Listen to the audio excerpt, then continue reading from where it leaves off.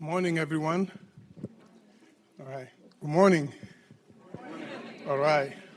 I was beginning to doubt the quality of our coffee. I'm Brahima Kulubali. I'm the Vice President of our Global Economy and Development Program, and I also help to lead the Cross-Program Initiative on Climate, BICRA. So on behalf of myself and our Interim President, Amy Liu, warm welcome to all of you in the room and those of you online as well for this important conversation on the one-year anniversary of the Inflation Reduction Act and the progress on the climate agenda, hosted by the Brookings Initiative on Climate Research and Action. It's been just over a year since President Biden signed into law the Inflation Reduction Act, or IRA as it's known. It is the most ambitious investment in clean energy legislation in U.S. history. It includes more than 20 new and modified tax incentives and tens of billions of dollars in grants and loan programs. The IRA aims to unleash new energy technology, investment and deployment, and accelerate the transition to a clean energy economy by unlocking transformative change that not only builds on low-carbon energy systems, but also delivers low energy costs and good-paying jobs, particularly for communities that are underserved or overburdened by pollution. According to the Department of Energy, the IRA, in combination with the bipartisan infrastructure law, will allow the U.S. to cut emissions 40% below the 2005 levels by 2030 and put the country on the path to achieve net zero by 2050, in line with the long-term strategy plan unveiled 2 years ago. But as with most plans, we all know that success is not predetermined, particularly plans as ambitious as the IRA. And the one-year anniversary, I think, is a good time for some stock taking. How is it working across the country? What are some practical on-the-ground challenges, and how do we overcome them to maximize the potential of the IRA? And importantly, on whether the benefits are getting to the people and communities that need them the most. These are some of the questions that our Brookings climate experts have been working on, among others.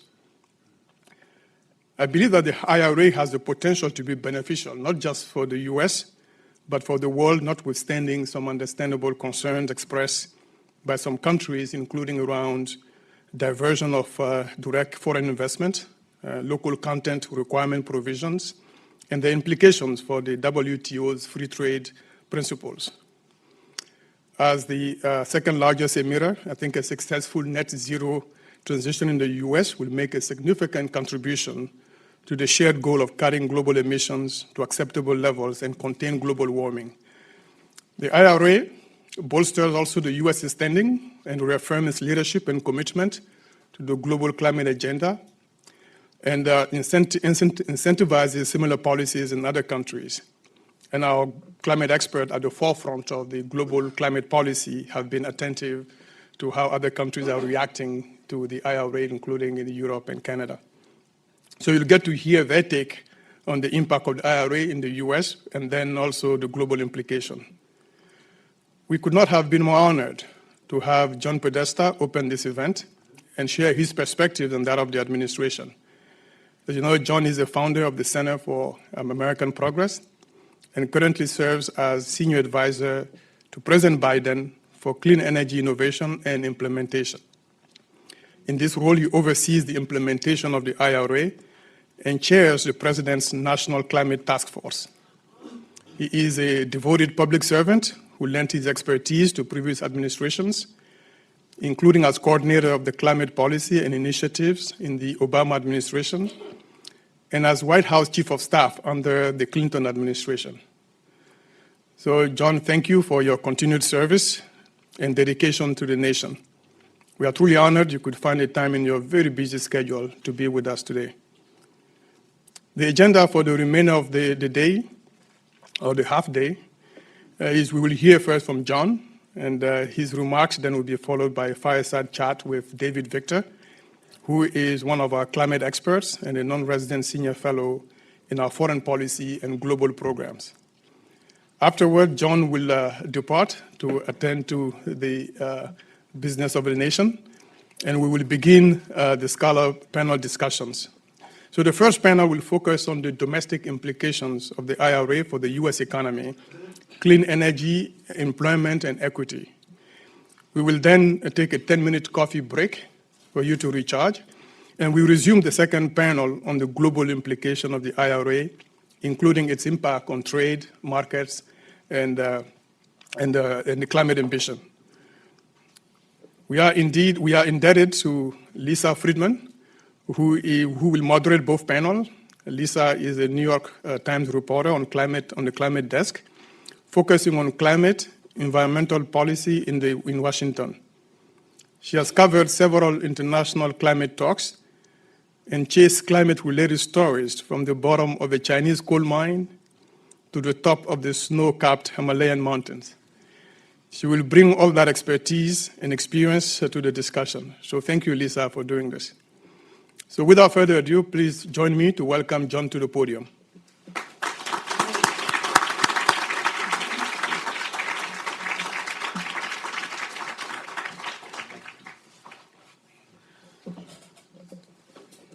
Well, thank you, Brahima. And it's great to be here with all of you. It's great to be at Brookings, my second favorite think tank in Washington, D.C. We're gathering, of course, at the end of a summer that really was defined by the climate crisis.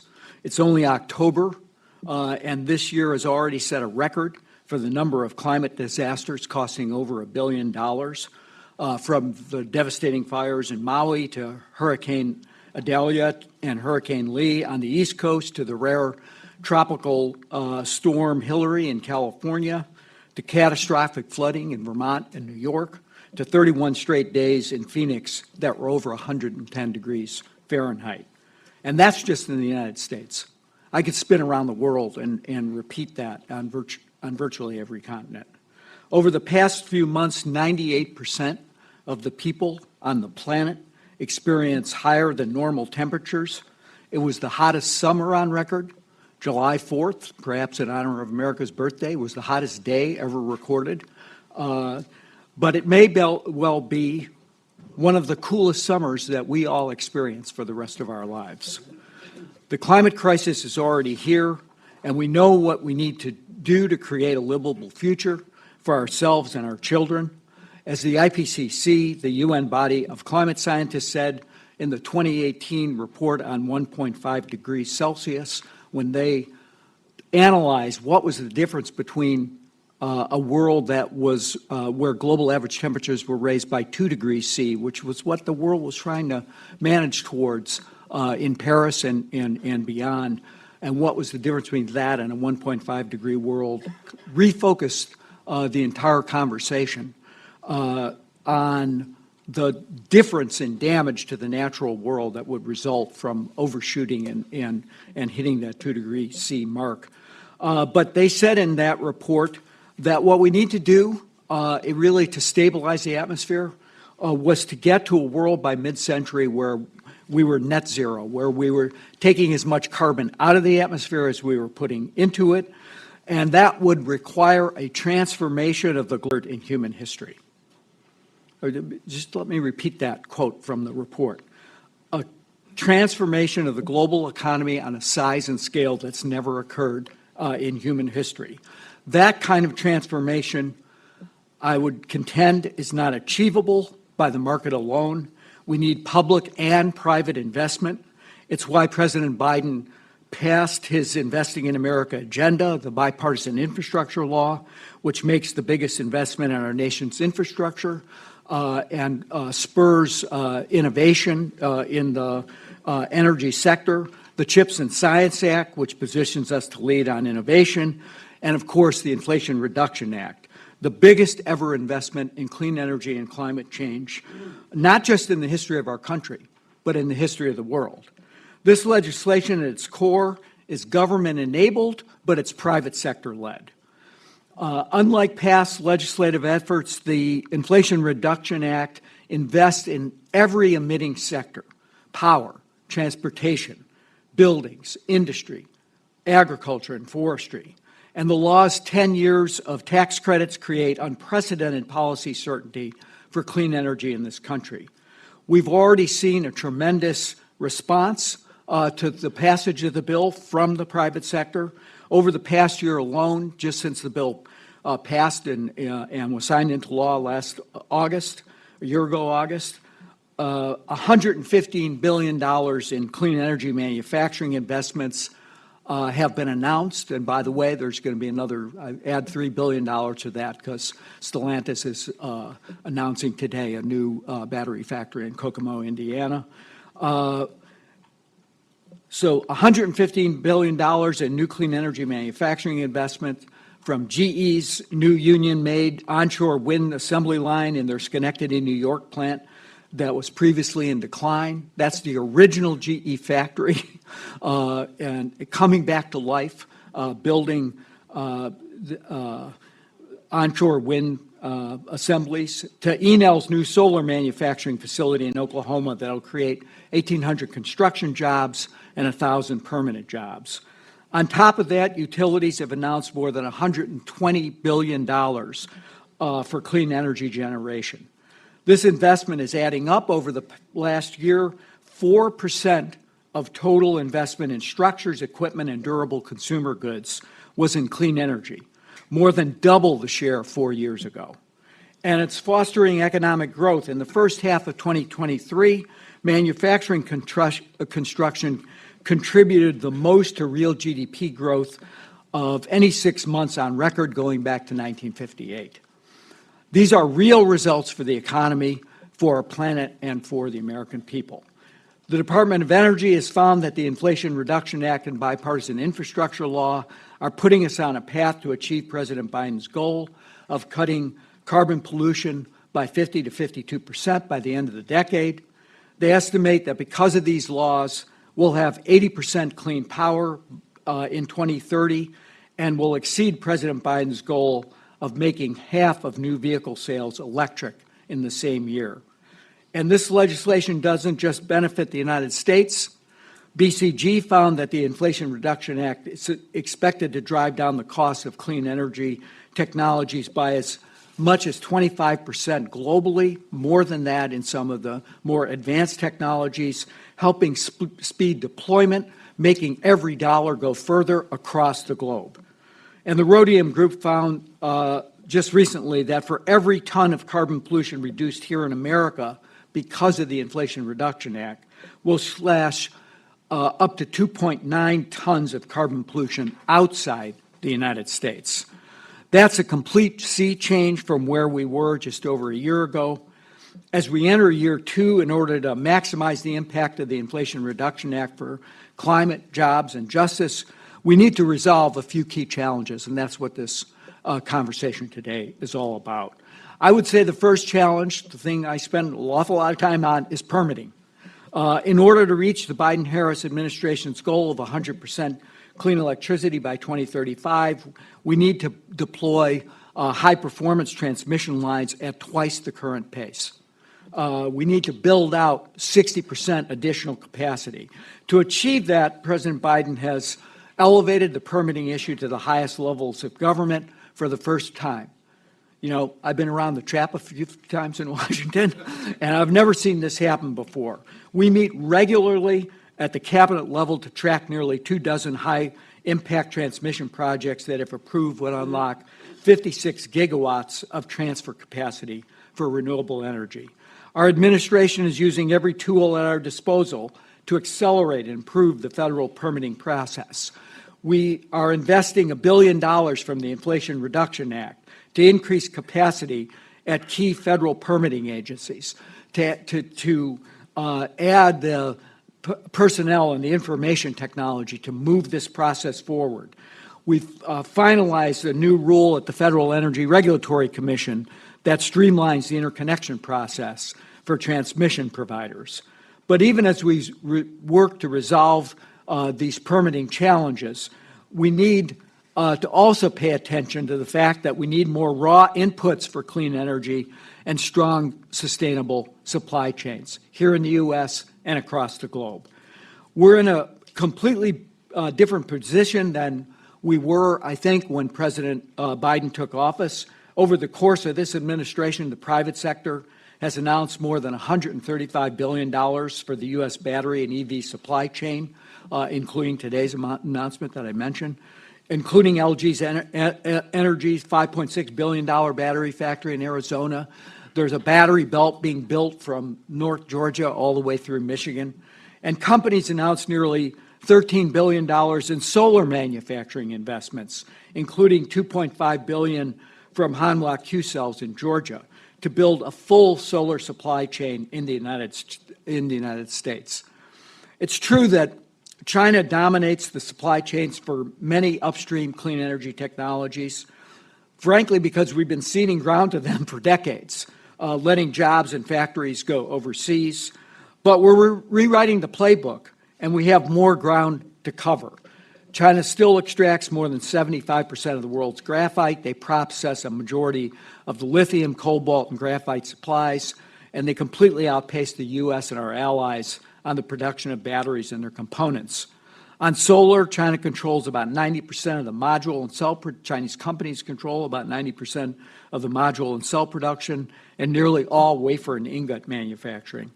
It's why President Biden's Investing in America agenda targets every stage of the supply chain for critical clean energy technologies.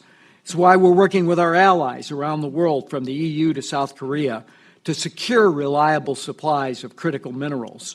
And it's why we need to friendshore sustainable, secure, resilient global supply chains for clean energy that break our collective reliance on China for production of those, particularly those upstream technologies.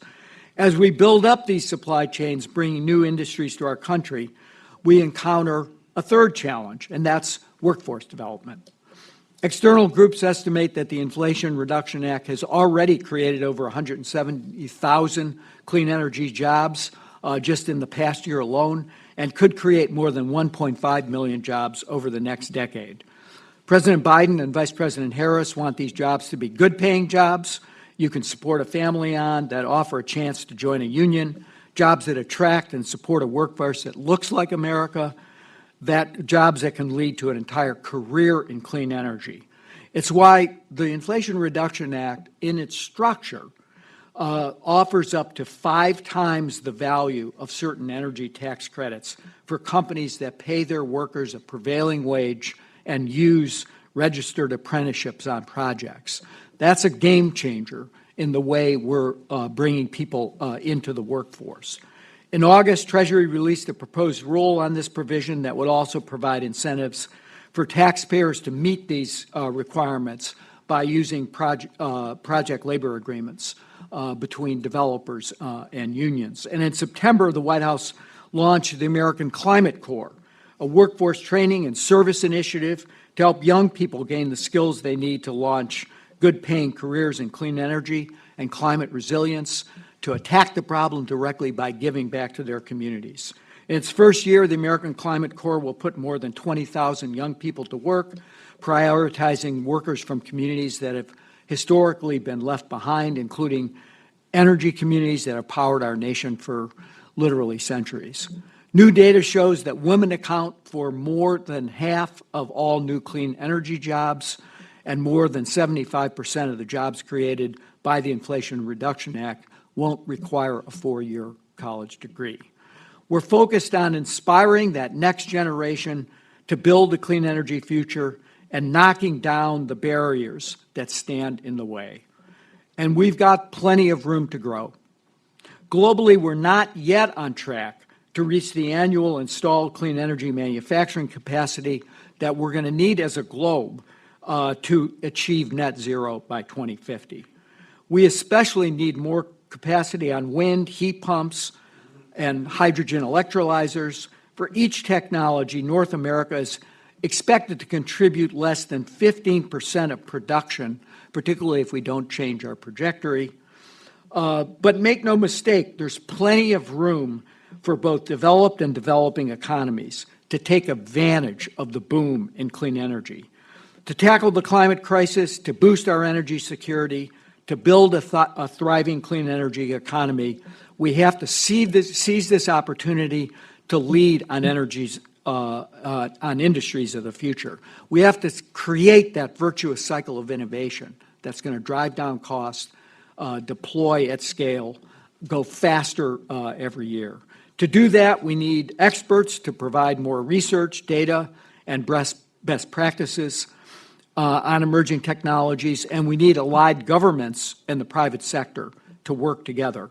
It's a big task, but our administration, I believe, is up to the challenge, and we all must be, if we're going to build a safe, sustainable, and secure future for ourselves and for the planet. With that, I want to thank you all for listening to me, and I'm going to invite David up, and we're going to have a little bit of a conversation here.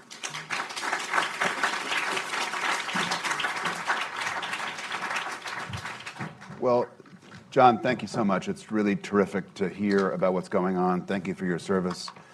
Thank you for I gather you have 135 programs or so that you're managing. It sounds like herding cats, and I guess the way you herd cats is you move the cat food, and you have a lot of cat food in the Inflation Reduction Act. I want to pick up on where you ended your remarks, which is around this transformation, this virtuous cycle. And you quoted twice the IPCC report talking about the need for this transformation is unlike anything in human history. So I want to ask you a little bit about the industrial side of this.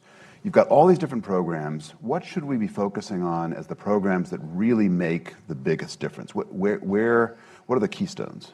Well, look, I think there's the near term and the programs that are really driving emission reductions down. Then there's the long term, the technologies that we're going to need to move forward towards that net zero world we're talking about.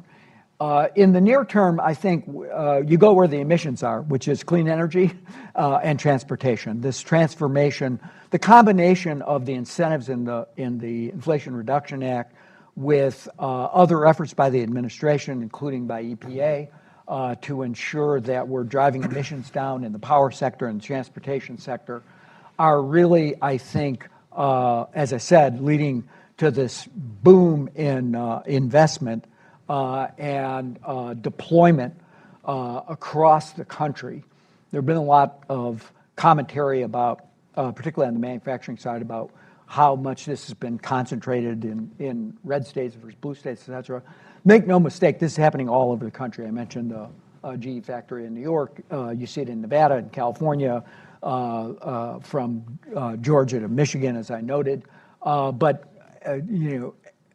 everywhere there is investment happening, whether that's in deployment of clean energy, in the buildup of what people have referred to as manufacturing renaissance in this country, as well as in the effort to really drive that investment towards places that have often borne the brunt of the pollution from the industrial and power sectors. And so that's happening. It's real. It's going on. Steel's going in the ground. That's exciting, and that's driving emissions down. Over the long run, we still need to develop better technologies in climate-smart agriculture, in clean hydrogen, in removing carbon dioxide from the air. National Academy of Sciences at a global level said that by 2050, if we're on the best trajectories, we need to take about 9 gigatons of carbon out of the atmosphere. And so we need to do a lot of work in that space. And I think what we're seeing is a certain level of excitement, but that's, I think, those are technologies, small modular nuclear reactors, et cetera. Those are technologies that are going to more, where you'll see them come online more in the 2030s and 2040s. How should we think about whether we have the balance right? It seems like most of the money is being spent through the tax code, being spent on deploying things we know how to deploy near term. Much less of the money is being spent on these transformative innovations. Do we have the balance right? Well, I think we do. I think that there was a significant amount of effort, money, and support in the bipartisan infrastructure law to do demonstrations of the newer technologies. And largely that's the province of the Department of Energy. Dave Crane is over there now leading that effort, which with Secretary Granholm. And we're seeing, I think, momentum across a range of technologies. But And we're using, as I said, this is a whole of government effort. We're using all of the authorities that the president has, including the Defense Production Act, to kind of stimulate more investment. But we have a challenge. This is the critical decade.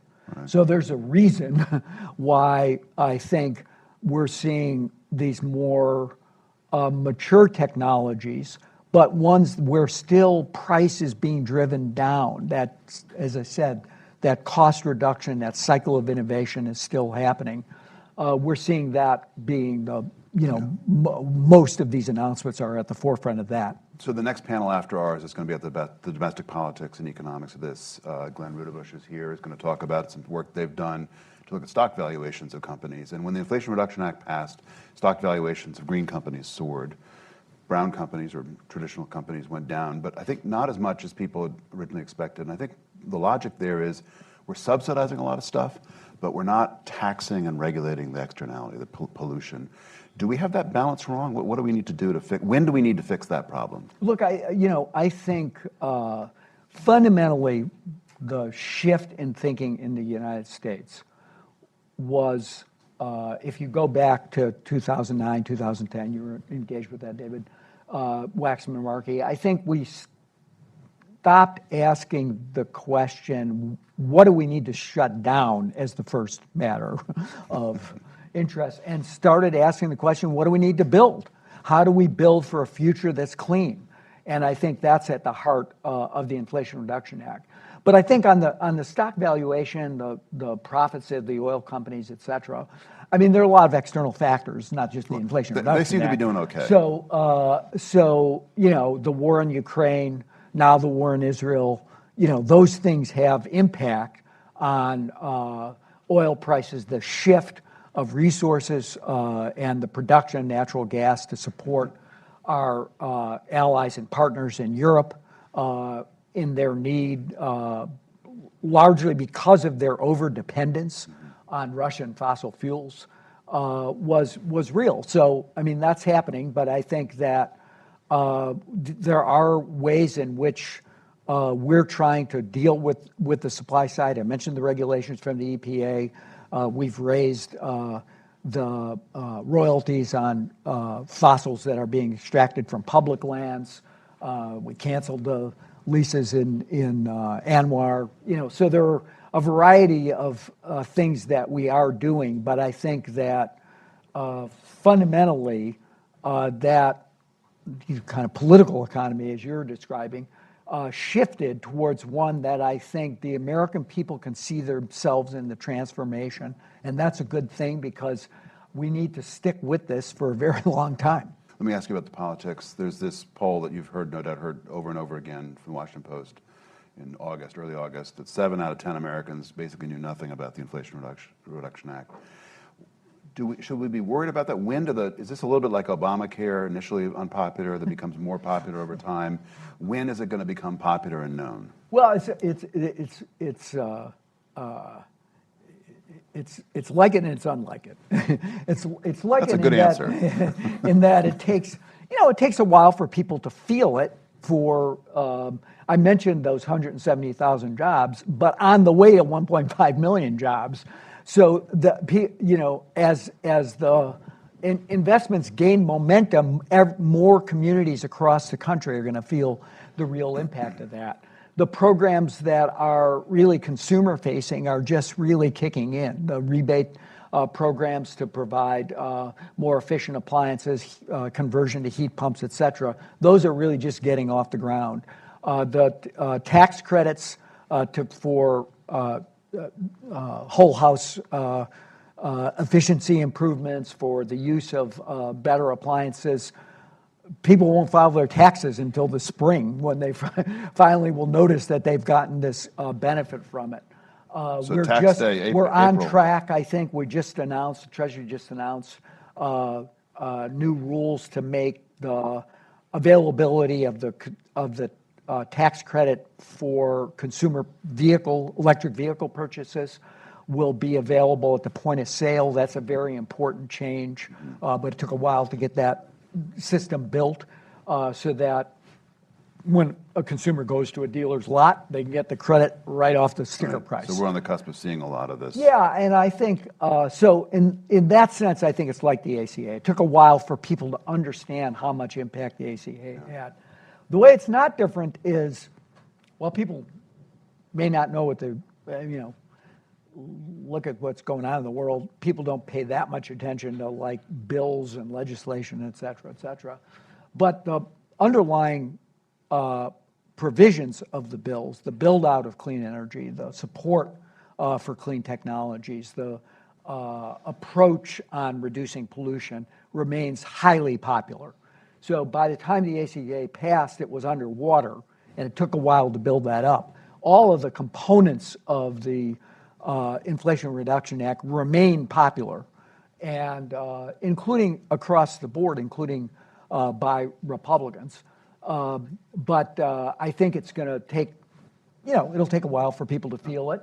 But we also have an obligation to go out there and try to ensure that people know about it, and we're fanned out across the country, including the president and vice president, trying to do that. A couple more questions on domestic politics. One is on environmental justice.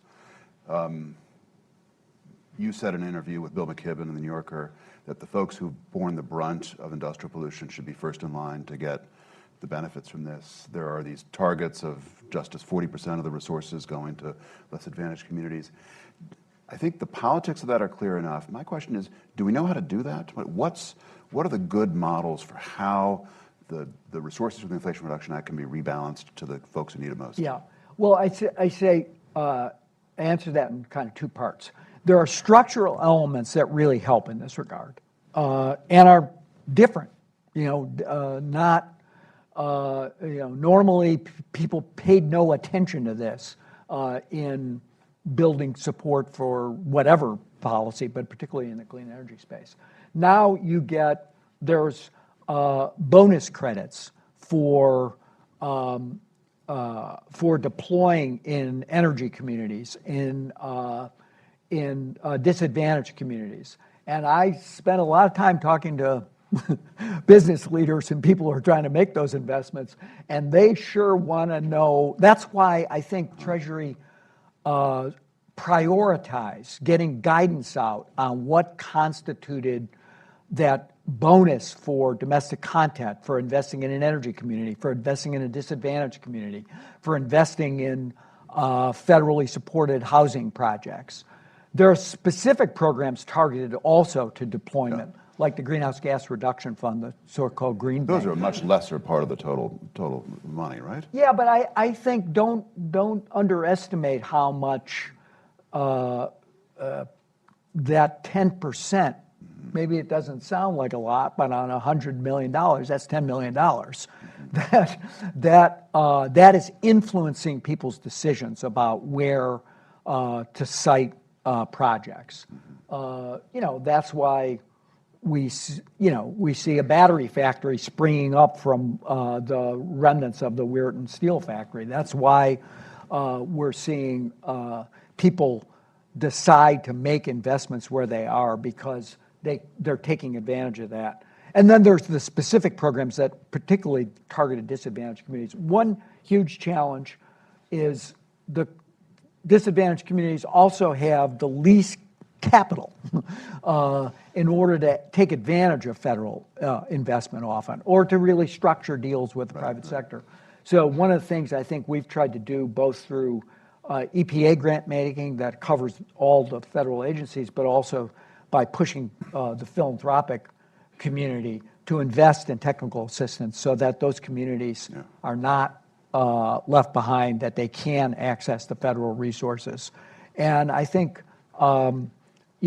it's incumbent upon all of us in the federal government to make sure that works. Yeah, I mean, one of the ironies here is it requires capital to attract capital. Before I go to the audience for audience questions, I want to ask you at least one international question, which is about our allies. Seems like there's a tension here. You, in your remarks, mentioned that investments here are going to drive down the global cost of these technologies. It's kind of a global impact. That tells me that global trade, global investment's a good thing. What I'm hearing from lots of other countries is that they see the Inflation Reduction Act, I think the G20 Sherpa in India called it the most protectionist act ever written. maybe that was a little dramatic. But the European allies are pretty concerned about the impact on jobs and investment back at home. Are they just resigned now to the fact that we're doing this, or should they be happy about it? How should we think about this? Well, first of all, I think almost everybody's pretty happy that the United States is back in the lead. Having watched 4 years, an administration tried to dismantle every clean energy provision that was put in place by previous administrations, Republicans and Democrats. They're pretty happy that they have a president who's taking this challenge seriously, trying to work cooperatively and in dialogue, and that the United States is making good on its commitment to reduce its own emissions. Secondly, I think we've tried to have a serious dialogue about how we can work together to do that. I just came back from Brussels. We're in the throes of, with the EU, trying to negotiate a critical minerals agreement, which would give the mining and production of critical minerals in Europe access to the credits here. The president will see President van der Leyen. Is that what friendshoring means then? Things like that? I think it means working cooperatively to ensure that we're not in a position that Europe was in at the front of the Ukraine war, that we don't have that overall dependency. And there's a certain amount of bitching, but I think in reality, what it's done is spurred action. So when you see the green industrial policy that the EU built in spring, that wouldn't have happened without the Inflation Reduction Act passing. So with the bitching comes a little bit more shoulder to the wheel. So that's a good thing. Yeah. Why don't you raise your hands, and we're going to go first to Lisa Friedman, and then we'll have one question back there. We're going to have short questions. We're limited time. Lisa? Thanks for taking my question. John, back to permitting. I guess with the speaker issues, not much is getting done this year, but do you see realistically any opening for something to move on permitting? Also, the compromise that seems to be on the table. Yeah, it is. These are inflationary times, so we have question inflation. The compromise that some renewable energy trade groups and others have proposed, transmission for judicial review, making it easier to cite fossil fuel projects. Is that a compromise the administration is willing to accept? I would say two things. We made our key changes, improvements to the permitting process clear as far back as last spring before the debt deal was done, where a relatively modest set of changes was made, which we're already implementing, which helps speed things up. On the question of whether there's still any hope for further legislative reform, I would say two things. One, we're not waiting for that. I mentioned the fact that we're all in on trying to use, at the very senior levels of the administration, at the cabinet level, people trying to move projects along. But we remain hopeful that there still is room for bipartisan dialogue. I think we have a constructive conversation going on on the Senate side with Senator Carper, Senator Manchin, and others, Senator Schumer. And we'll see if something can emerge from that. And I'm not going to prejudge the outcome, but I think that, Lisa, as you know, there are certain red lines that we won't cross. H.R. 1 undermined the original legislation that came out of the House, undermined core environmental laws, including the Clean Air Act, Clean Water Act, and the Toxic Waste Act. And we're not going to cross those red lines, but we think we can permit these projects without having to do that. And we were open to some changes in NEPA. We're open to increasing the process. We signed a memorandum of agreement between the agencies, and the president directed the use of a provision in the Federal Power Act that gives the Secretary of Energy on transmission the authority to consolidate both timelines, documentation, and enforce those. And we're implementing that. So we're going to do what it takes. Well, we get the microphone to the gentleman in the pink tie. Let me quick follow-up, which is just All the examples you cited in your remarks, John, were about federal permitting reform. Are we not paying enough attention to the states? Well, that's a very good question, David. I think that some states have taken this on, including California. Well, we have a lot to do in California. But we had, in the Inflation Reduction Act, there was about $300 million to support state reform of their permitting processes. But often the worst NIMBY problems happen at that state and local level, where I think we're pretty clear about, if you get in early, you can use mitigation strategies, other strategies to work around problems that are real. But I think at the state and local level, there's still the need for focus and reform. And the NGA under the chair, Governor Cox, has made this a priority. Sir? Hi, Chris Knight with Argus Media. So to do a different flavor of the same question. How about one flavor, because we're short. Is the default assumption now that Congress will not pass further permitting changes, and you're going to flex some more authorities in the executive branch to make some of these clean energy projects happen, permitting happen? Well, I mean, I'll let others be a judge of the productivity, what you estimate the productivity of the current Congress is likely to be. What I'm basically saying is that where we have authority and we could utilize it, where we have money, the $1 billion I mentioned, to add personnel, change systems, et cetera, we're going to utilize it to get the job done. We're still hopeful that there will be legislation produced, but the House, you be a judge about whether they're going to be, how well they're functioning these days, and how much you can anticipate a focus on the serious problems that are facing the country, or how much they're more internally focused.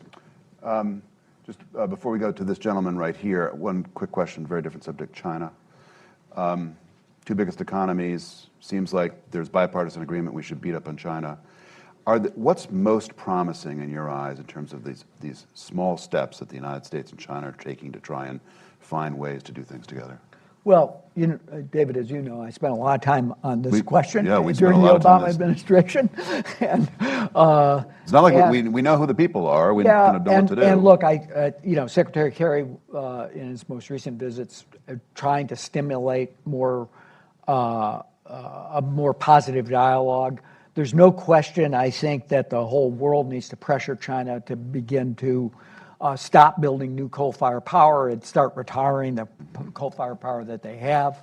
And there's an obligation, I think, on all of us to try to keep that pressure on the Chinese government to move away. They're deploying a lot of renewable energy, but until they begin to turn the corner and really reduce the coal-fired power, and do it now, not do it in the 2030s, the world's in trouble. But I think in terms of where there's possibilities, it's more, I think our division is really focused in the technological area, and you see that in place in the Chips and Science Act and other places. But I think there are places like methane reductions, agricultural production. Maybe one place where we can do a better job is on coordination on international finance, where we could move towards high standards. But right now, it's not 2015 anymore. We've got 1 minute, maybe two. So crisp question, crisp answer, and then we're going to move on. Okay. If the IRA is successful... Can you tell us who you are? Okay, sorry, Bob Wyman. If the IRA is successful at encouraging the beneficial electrification of buildings, gas consumption will reduce. However, the costs of infrastructure are fixed largely over the next 50, 60 years. So if the gas consumption is reduced, the per unit cost of gas is going to have to go up because of stranded assets. That will have a significant impact on low and moderate income communities. What can we do to protect the low and moderate income communities from essentially getting stuck with the stranded asset costs of the transition from fossil fuel to renewables? Okay, good question. Yeah, John. I think it's an excellent question. I think what we're trying to do with the current programs that we have, I mentioned the Greenhouse Gas Reduction Fund, the Solar for All program, for those of you who follow this in detail, the 48 little e credit that is intended to build out rooftop solar, community solar. The rebate programs are targeted at moderate and low income communities that can reduce the cost of energy for households in communities. But I think we have to be extremely attentive to the question that you're describing. Whether that ultimately has the effect in terms of averaging out, I mean, we've seen that a little bit in the telecommunications world, but I think that we have to be, that's what Justice 40 is all about, trying to make sure those resources are targeted at the communities that are more burdened. One of the things that maybe it's because I grew up in a blue-collar neighborhood in Chicago, but that had some trees that we just did in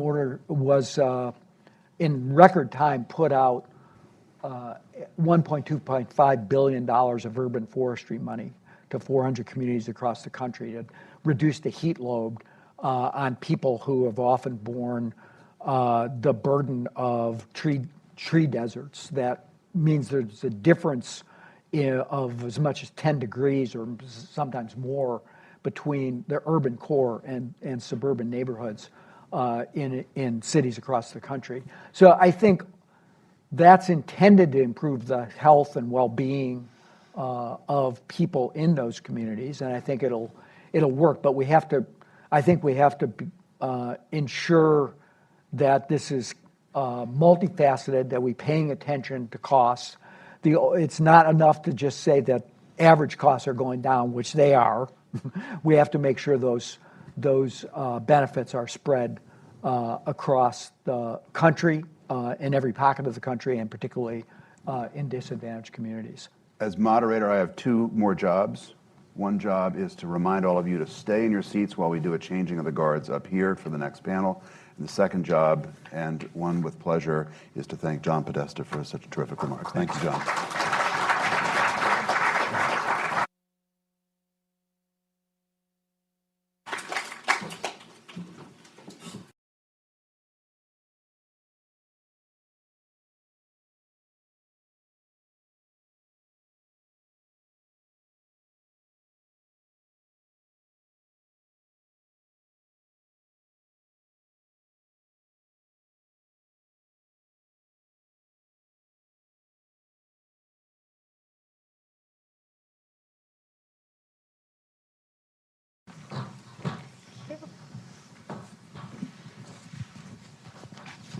Hi, is my mic working? Yes. Yeah, great.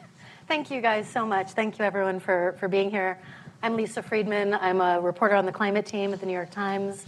And I am very grateful to have two stellar panels, beginning with this one, that is really going to drill down into a lot of the things that David and John Podesta just covered.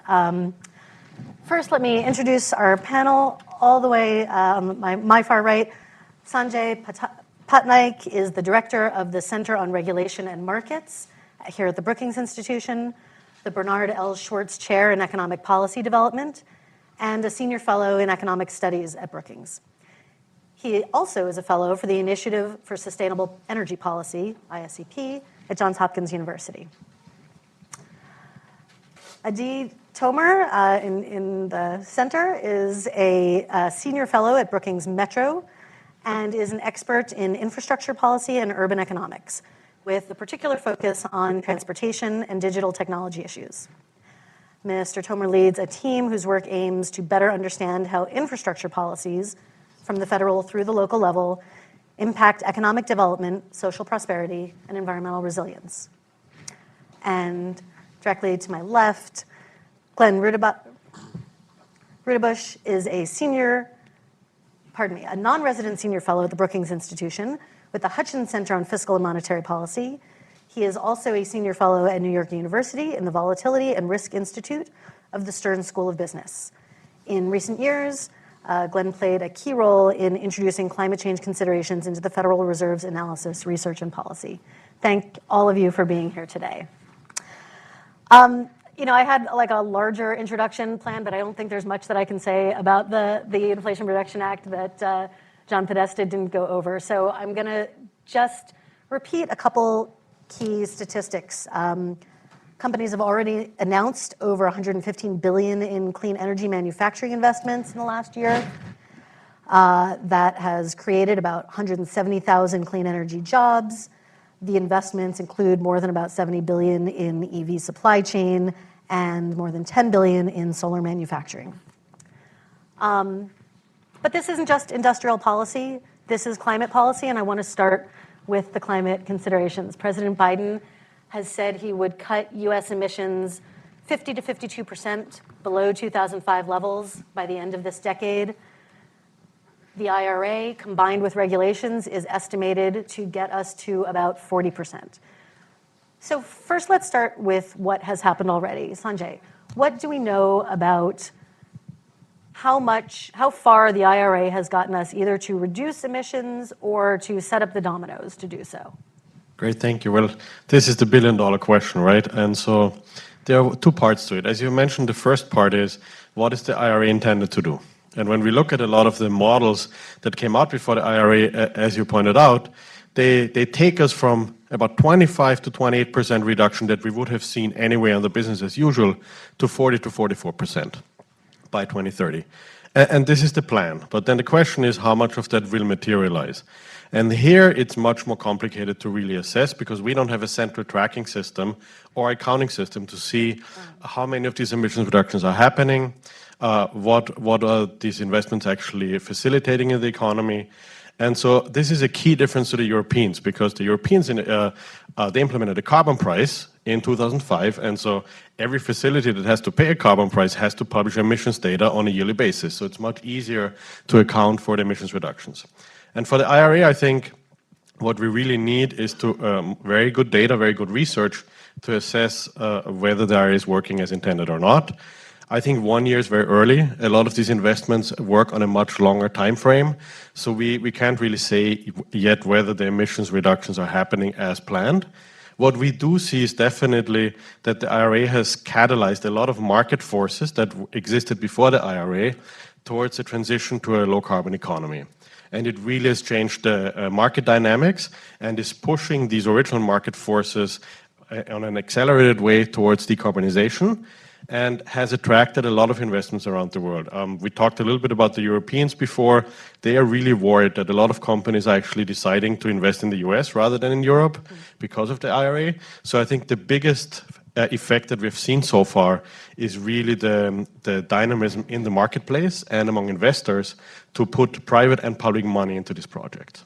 Do you have a sense of how soon we will know if it's working as an emissions reductions tool? So I think we'll see some things earlier than later. We'll have to wait a few years to see how many of these tax credits, for instance, consumers are taking up for cars, for instance.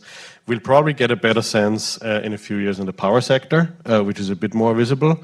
But again, a lot of it depends on the permitting, like we mentioned before. A lot of it depends on whether these tax credits are being taken up, and there's a lot of uncertainty, which was baked into the models, but we can only see as it plays out. Yeah, I mean, that's an excellent point. The emissions reductions are not guaranteed. It does depend on whether people, as you say, take up the tax credits, whether we get people into electric vehicles and as opposed to combustion engine vehicles, whether we use the electric heat pumps in our homes and solar panels and the like. David brought up in the last panel with John Podesta the very low even recognition rate of the IRA. What do you see as the biggest problem? John seemed to indicate that it's just a matter of time, momentum is building. Do you think that's true? Is this a failure of the administration? Is it a failure of media? What's happening?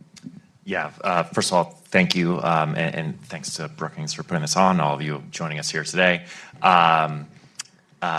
With a level of humility, I think this is going to be a permanent challenge. You've got all the recipes here to have difficulty breaking through to a public that has a certain amount of skepticism of what government delivers for it. I'm reminded, and also living through in a Brookings seat, if you will, the ARRA or the prior recovery. Now we can't even call it that anymore because of the recovery stuff from now, of how difficult it was. Many of you probably remember they put logos on infrastructure projects that under the Tiger Grant program and others, and it just really struggled to break through. Those were publicly owned assets.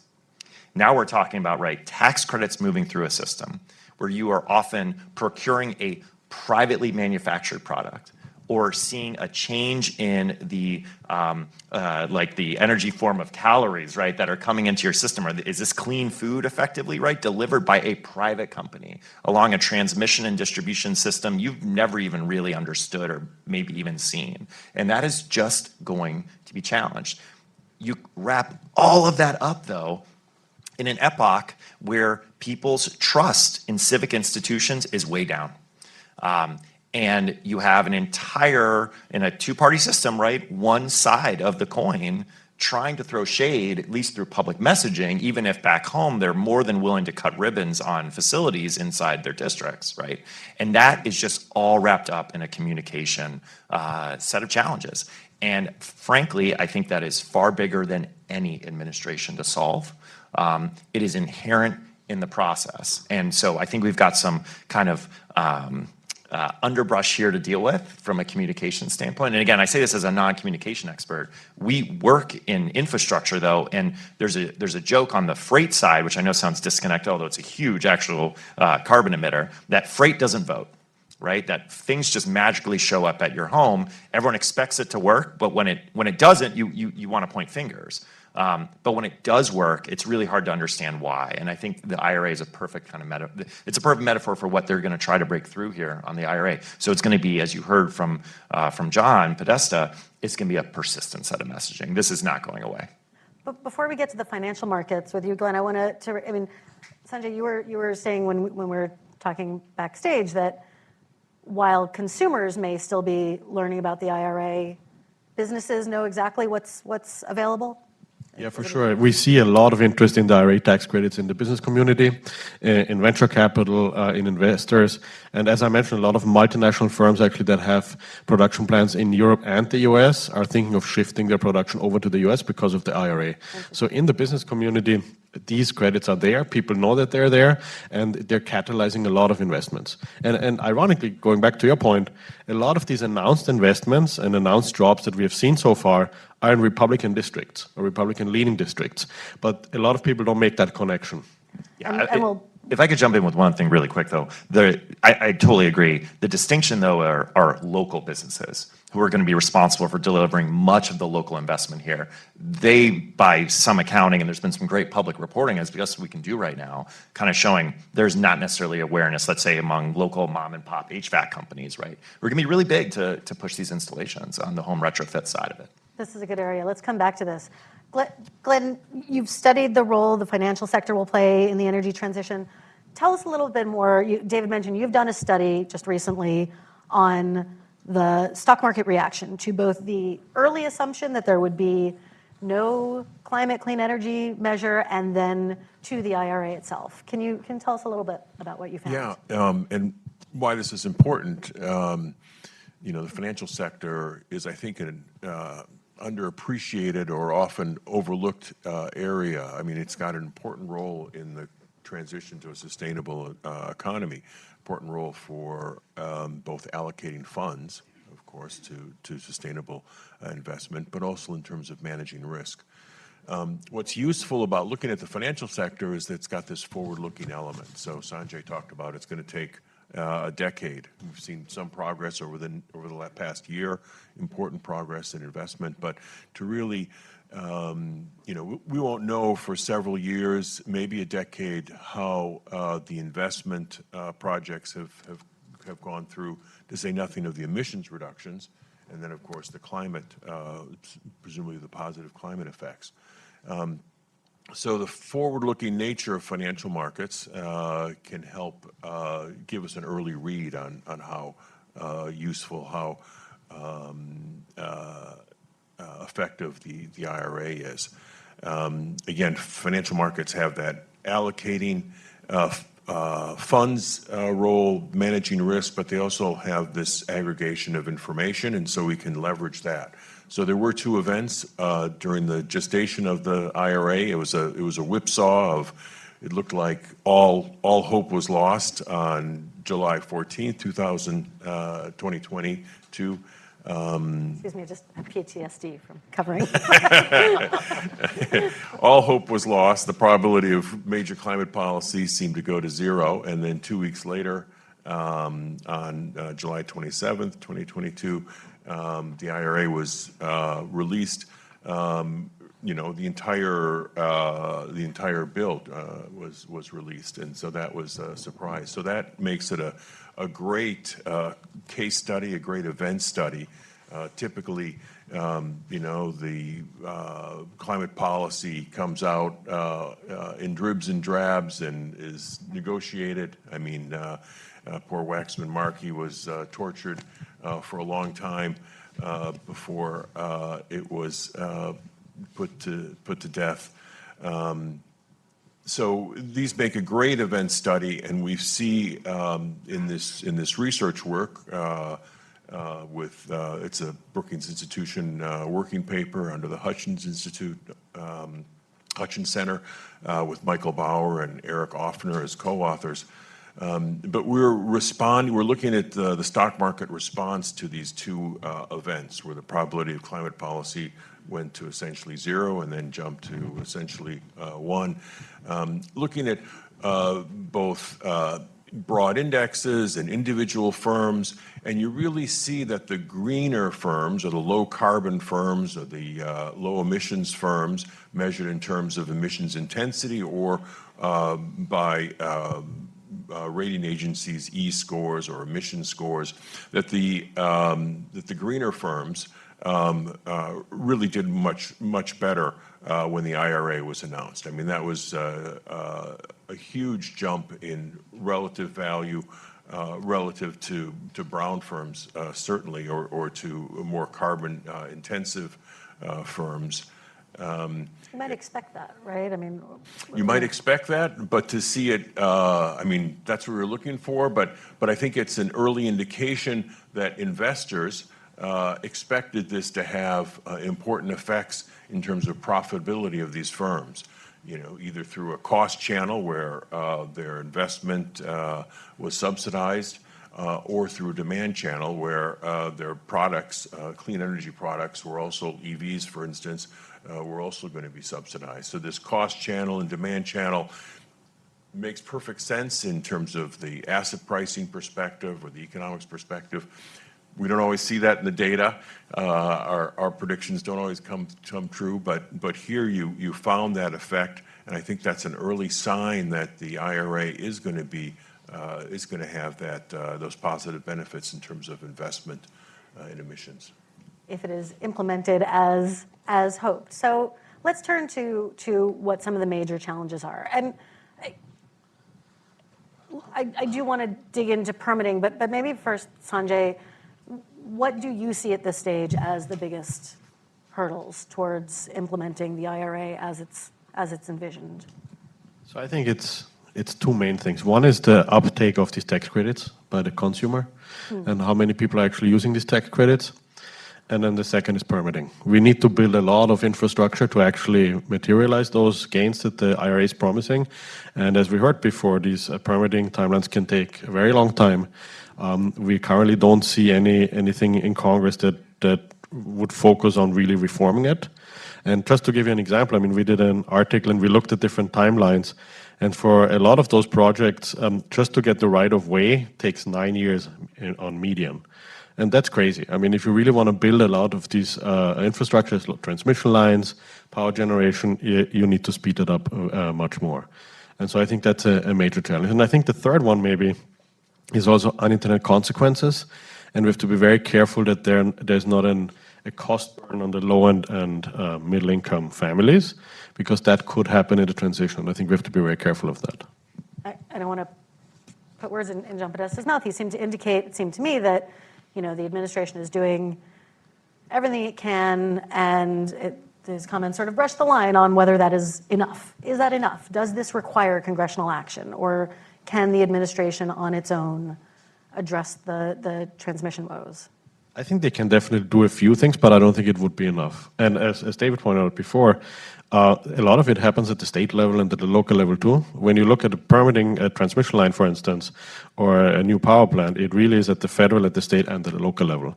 And a lot of the oppositions happens at every level. And so I think this would need concerted effort to improve it and to speed it up. To give you an example, currently we have a federalized system for natural gas pipelines because it speeds it up and it can overcome some of the opposition by states.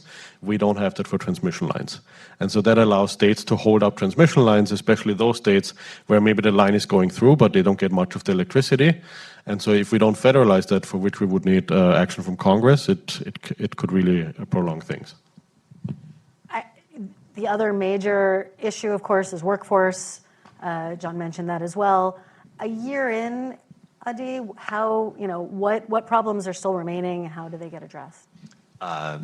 Yeah, I keep getting there's trouble questions. There's a lot of trouble on workforce. Our team at Brookings Metro does a ton on infrastructure-focused workforce, which is inclusive of what's kind of defined as green jobs, although saying the word define and green jobs next to each other is actually problematic too. Folks cannot agree on exactly what a green job is. We've tried our best in the past. So by a study we did a few years back, judging the size of what could be the inclusive clean economy, which I'll get to in a second, there are, by our estimation, over 6.5 million people that already work and are what effectively clean or could be clean jobs. That stretches across, and this is even more important than that jobs number, over 300 unique occupations. So this is an exhaustive set of workers that are going to need to help deliver what the IRA promises. Now, John Podesta already mentioned two key numbers. You will very quickly find them on a White House press release as well. Over 170,000 jobs. And this is really key when you go to the hyperlinks here that it gets to. We're talking about really announced jobs. And then 1.5 million ideally over 10 years. I'm not necessarily questioning those estimates. I don't know about each of you, though. I don't want an announced job. I want an actual job. And that's going to be a real big question going forward, is how many of these jobs are sustainable? Again, to try to work in metaphors again, or whatever you want to call it. We often talk about construction in this industry as a green job. But it's much like constructing a stadium, right? Those are not sustainable jobs. That is just a short-term infusion of cash. And for those workers, we are looking for sustainable employment, which has real opportunities, similar to what Sanjay just mentioned on eventually what's going to happen, right, on the actual energy-based transition, both on generation and transmission and distribution. It's going to take some time to see how many sustainable jobs we get here. What is the green nature of them? So we have some work that's just come out, just to kind of put a final point on it. At the local level, which is really, really important to actually delivering jobs, there is a continued breakdown in city climate action plans on the actual connections between workforce intermediaries and the infrastructure-related agencies that actually would employ these folks, at least on the public sector side. Increasingly, there is a lack of money committed to actually training people too. So even if they have workforce ambitions, there's no certainty on where that money is going to come from. So to connect it all, we've got some movement in jobs. Much of it, as we can see by other economic data too, is tied up in the construction of facilities. That is really good. We're going to need to see what's the total durable amount of jobs, and then how do we make sure all of that seeps through the system, not just related to EV and other related manufacturing investments or construction, ideally, of new power plants and transmission lines, but all through the entire kind of economy, right, related to green jobs. And while we're on the state level, I mean, we've seen some states rejecting declining Inflation Reduction Act money. Even beyond that, what are some of the differences we're seeing in how ready states that want to accept money are in their ability to do so? What are the sort of the variations that we're seeing in state and local governments, in their both willingness to embrace the IRA and ability to do so? Yeah, we're seeing a big mix. Workforce is just one of them. I already kind of mentioned it. I think it's been well told in the media and through others, truly to their credit, right, of folks that say one thing publicly and then are happy to show up for ribbon cutting, right? And understandably, because they should want jobs in their district. And I think it's been said well, it might have been by Representative Graves, right, about it is your job to both vote in one way, but once something's law, you need to protect your constituents. So my kind of 2 cents on this is that unlike what we saw during the Recovery Act, again, back to 2009, when governors actually were sending money back to Washington. So far, excluding the state of Florida, my home state, really, really nice to hear. That is not the general attitude we've seen across the country, is that there's a willingness and acceptance of that. I think part of it's because so much of what we've seen move on the IRA so far is through the tax code, right? I mean, it's really not up to these governors in many ways. I've worked in Washington long enough to know, you tend to not see Republicans fight against tax credits or in general, right? Anything that can be seen as a reduction there on the private sector side. So I think we're going to continue to see state and locals being able to benefit from the system, but they're going to need to put more laws into place. One final quick point on this, John mentioned the home rebate programs and what's going to happen there. That's going to require actually state offices to be set up to be able to process it. The feds have really done their job there. It's going to be incumbent, and we're not going to know yet for quite some time which states are best equipped to actually get the word out to their mom and pop, let's say home retrofit actors that'll be responsible there to make sure the credits actually get down to consumers. They can make those choices, and the money sloshes through in a good way, through the state economy. Glenn, did you want to? I thought I saw you wanted to jump in. In terms of implementation, certainly there's a lot of implementation hurdles and details still to be worked out. There's also a political element, just like the ACA, not to trigger any more PSTT, but I can cover that one. there is the possibility of a reversal or repeal or partial repeal. I mean, that is certainly also a possibility. Can we pause on that for a moment? Sure. Should there be a Republican elected and Republican, Congress? Let's envision another trifecta. What are the most likely? I'm told repeatedly that it would be very difficult to repeal the IRA. More likely that parts of it would be attempted to be repealed. Do you agree? What parts are most vulnerable? What would you see Republican White House and Congress eliminating? I don't think we'll get. It's not so much a wholesale repeal. Of course, there are issues in terms of some of the specifics, but I think it's more of an administrative sort of implementing the details can be reversed, and that new regulations over time could be developed. But like which? Do either of you have thoughts on what's most vulnerable?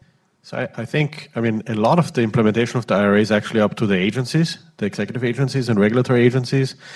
And I think that's also one reason that will take time to be implemented. So that's something the next administration can definitely slow walk. So it could be kind of like a death by 1,000 cuts, because you just maybe eliminate that grant program or you slow walk it. And so that would hamper a lot of the intended effects of the IRA. And we have seen that in many other areas, I would say over the last 15 years, that because Congress often doesn't act, what happens is really in the regulatory agencies. So you have one administration coming in, they implement regulations, the next administration tries to roll all of them back or kind of put new ones in that are opposed to the previous ones. And I think that's where the IRA is quite vulnerable. Interesting, yeah. I wanted to sort of inject a positive note.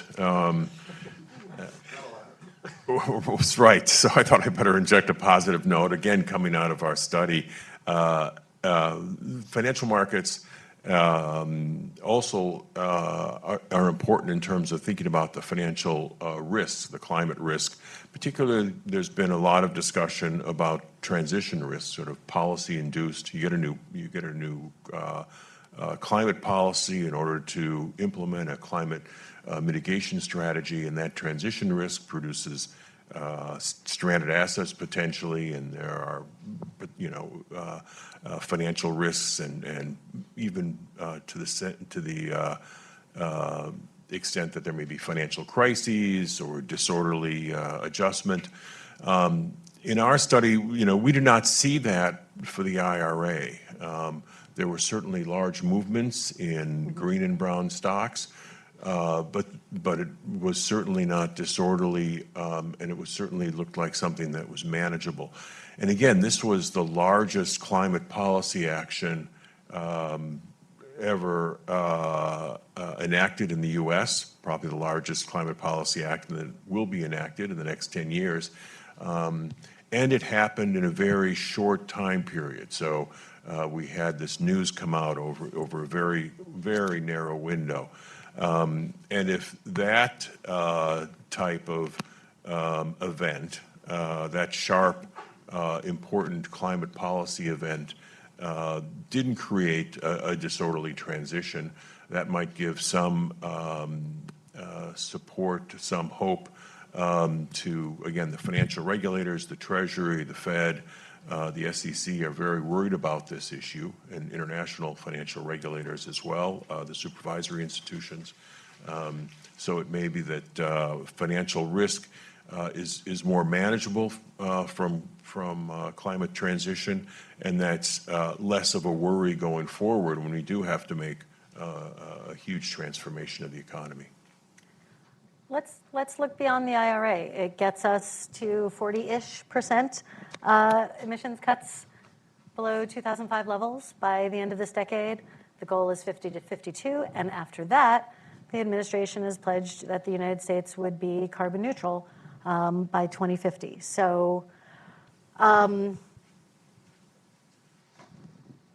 given a chance, what would IRA 2.0 look like? Maybe Sanjay. I mean, as an economist, I would strongly favor a carbon price. But we know politically that's not feasible in the U.S., at least in the foreseeable future. Can I pause on that? Yeah. I mean, there is a school of thought that the IRA, if it works as intended, would make it perhaps easier to impose a carbon price. Is that crazy talk?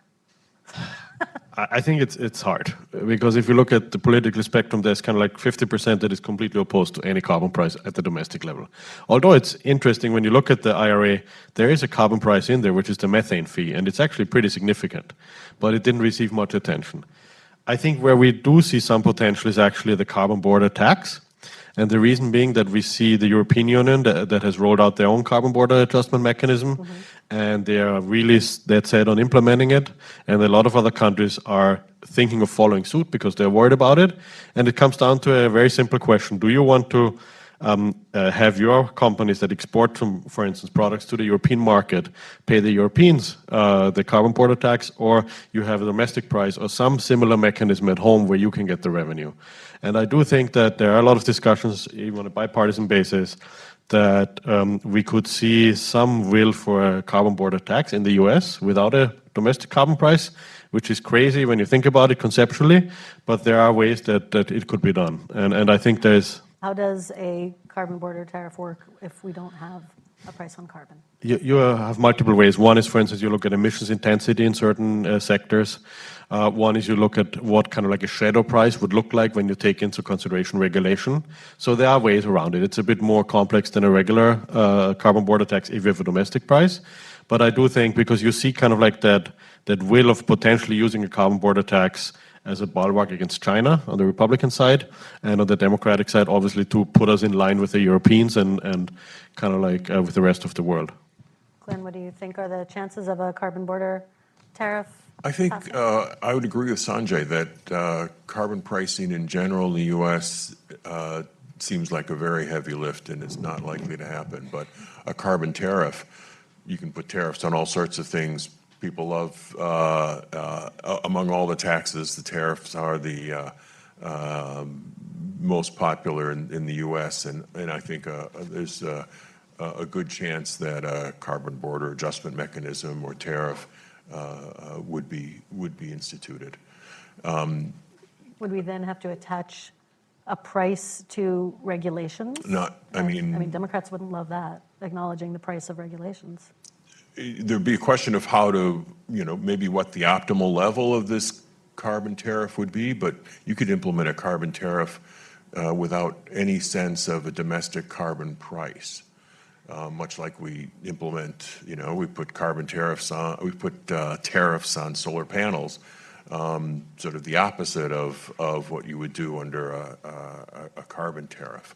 So that would be, I think, that would be an open case and something that I think will be implemented. Wouldn't be surprised if it was implemented in the future. Beyond a potential border adjustment tariff, you see the U.S. primarily sticking with carrots rather than sticks? I certainly do, but I think there's an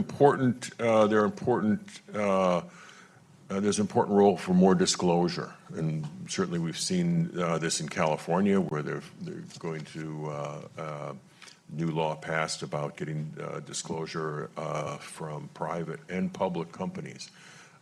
So I think we've got a lot more to do in terms of understanding the emissions and accounting for the emissions and actually figuring out the sources, both indirect and direct emissions. I'd love to move back to sort of public opinion. The many reporters, including the New York Times, we've been doing a number of stories on the energy transition. One of the stories that we've looked at is, to what extent, if at all, is the money from the IRA, so much of it, as we've been seeing, going into red states and districts, changing opinions about renewable energy or even climate change. The answer seems to be, it's hard. It's very hard. I spoke with a woman who drives a Prius and is open to an electric vehicle, but railed against the radical climate agenda. I've spoken to folks in Georgia who are very happy to see, expansion of Q cells and other manufacturing coming to their states, but are very suspicious of policies aimed at climate change. I'm almost embarrassed to ask at this stage in reporting, but why is this still so deeply ideological? And Adi, do you see the IRA having any impact down the road on public opinion? I'd love to connect the last two questions. If we're going to have an IRA 2.0, I would argue hard that resilience and adaptation are going to be central to it, because that helps answer the question you just asked, which is it's almost a requirement for everyone doing climate writing now. When you start, you have like two options. I don't know what the second one is, but the first one always feels, hey, let's remind everyone of the last 3 to 5 climate events that are top of your head to explain why this matters. And it's a really effective rhetorical device. I really like reading it every time, and I really like writing it too. And what we are seeing is that, and actually some great work that David's done in the past too, others both at the institution, our other peers across town and across the country, we are seeing more and more Americans moving to climate risky locations. It's not just the growing risk of it. So when you mention, the investments that are both happening, let's say Arizona and Georgia, right? Proverbial purple states by federal terms, but mixed at the more state and local level, as they either see higher heat days, right, or loss, relatively speaking, of water resources. As other parts of the country see different kinds of climate risks, it becomes a whole lot easier to depoliticize, in my mind, what the needs are.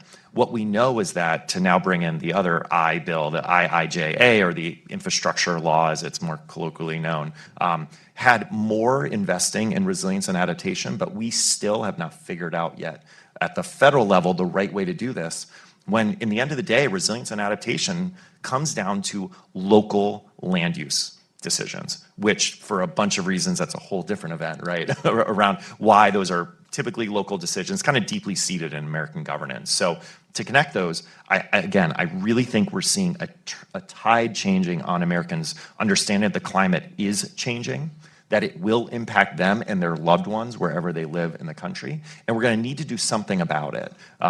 And that natural force, I think, can rise above politics, and I'm really hopeful that it's going to. Sanjay, I'd love to hear your thoughts. And while he is talking, if you think of questions, start raising your hands, and I'll call on folks next. I think what would be really important is to pull climate out of the ideological debates that we see, both from the left and the right, and really look at climate what it is, which is it's an economic issue and a risk management issue, right? If you buy a beachfront property that's going to be underwater in the next 10 years, that's going to be your money at risk there. And that's something that everyone can understand across the political spectrum. What we see is oftentimes the debate is being driven by the extremes on both sides. We see in Europe, for instance, a lot of climate activists gluing themselves to the street and holding up commuters, and that creates a lot of backlash against really sensible climate policies. And so what we need to focus on, I think, as experts and as journalists, look at it objectively as an economic issue and explain to people, look, this is your wealth at risk here because we have more extreme weather events. This is your property at risk here. How can you prepare for this better? By, for instance, maybe reducing emissions, by adapting your home, by trying to maybe vote for people in your local elections that are willing to make the community more resilient to climate change. And I think that crosses boundaries ideologically and across parties if you boil it down to that simple economic aspect of climate. And we don't see too much of that, I think. That's the problem. We don't see enough of that. We see kind of like the ideology playing a role on both sides, the right and the left. Glenn. To the extent that I don't think we'll see an IRA 2.0 that comes in the sense of a bill, but I think we can make progress through standards, something like a Clean Power Act, the equivalent of a Clean Power Act in terms of actually drilling down and through the regulatory process, making progress on that. We still have more to do on emissions, projection. Isn't the assumption that any power plant regulations that are finalized by this administration would just be rolled back by a new one? That's also true for the IRA. The administrative actions taken there. So that's always a worry. And so this political loggerheads over climate, but really over everything else, is puts these things at risk. A woman in the orange had her hand up right behind. Yes. Hi, Sanna Kurranen, Bank of Finland. I'm an economist too, so I'd love to see some carbon pricing going on, but it's also difficult in Europe to introduce it for the whole economy. Like transportation is an example where we still don't have an emission trading system. But would it be possible to have a limited amount of industries included in some kind of carbon pricing or emission trading that is not so emotional for people and voters as, for example, gasoline price? Sanjay? So I think there are two things. Where you see some potential in the US is at the subnational level. We already have a carbon price in California, and I do think there's interest in other states. On an industry level, that's an interesting question. I think if we get a carbon border tax, you might be able to kind of like see that as a backdoor for potential industry level carbon prices, but I think much further down the line. I think we'll see much more happen at the state level first, or at least some will. I don't know how the implementation will look like, but at least there's more political will at the state level in some states. Gentleman in the second row and his hand up.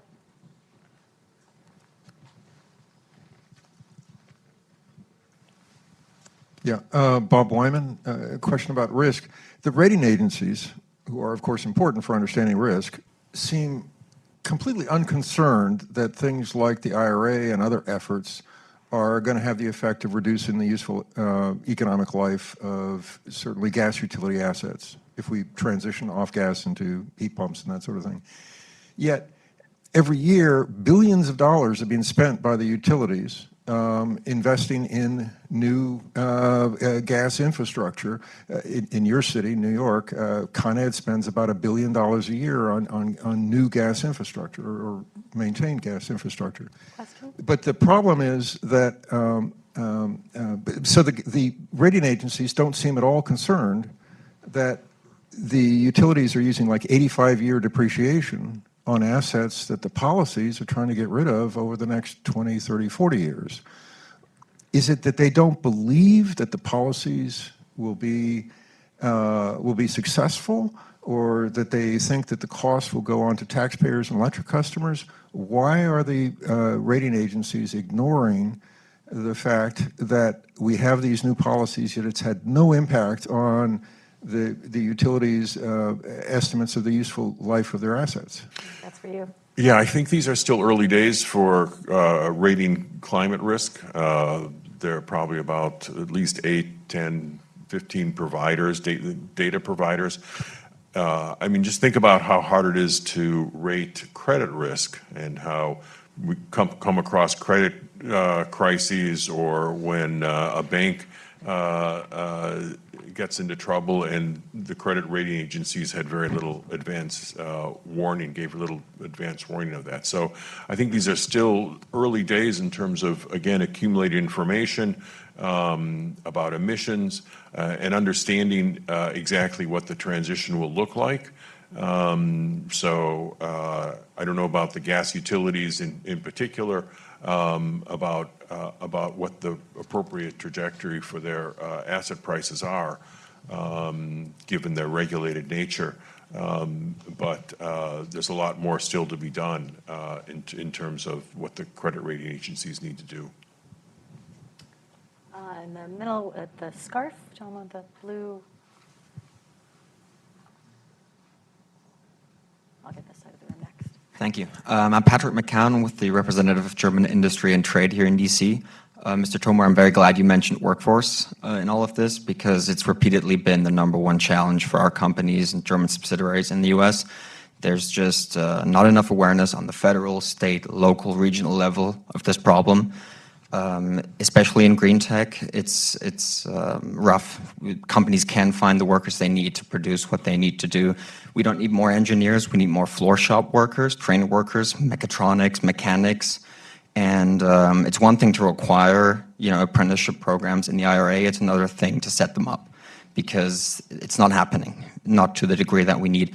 So for talking about an IRA 2.0, years down the line potentially, what is an avenue here? Because the way we see it right now, after infrastructure, it's the second biggest challenge to make this transition work.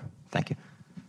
Yeah, thanks. And not a surprise on our side to hear that the Germans are noticing we're not as good at this. I think it's a huge credit to many of the workforce programs that have been happening, in multiple different countries in Europe, right? You've probably been feeling it on your side. The Americans are absolutely trying to play catch up here and to learn. Just to remind folks, and I think it's in the spirit of what you're speaking about, the vast majority of these jobs do not require a 4-year degree, absolutely not necessary. Wages exceed averages, certainly in those 300 plus occupations I mentioned further back in the clean economy. Across, though, the infrastructure sectors, or what's often called the skilled trades, you see higher wages at every skill level and experience level across. They also do extensive amount of on-the-job training, both in scientific knowledges and skills that, again, don't require actually formal education. It's done actually at the work site, whether through apprenticeships or others. There's a lot to like here, but America is, and this is just speaking for myself, multiple decades deep in an education system that really over-promoted 4-year degrees at the expense of other skill development, if you will, right? And we're now seeing the desserts of that. There are some benefits to that system we had, but this is one of the weaknesses. So now what you're experiencing firsthand, it seems like professionally, is how do we right-size ourselves, right? So there's some real opportunities here. I'll just kind of finish here with one quick concept.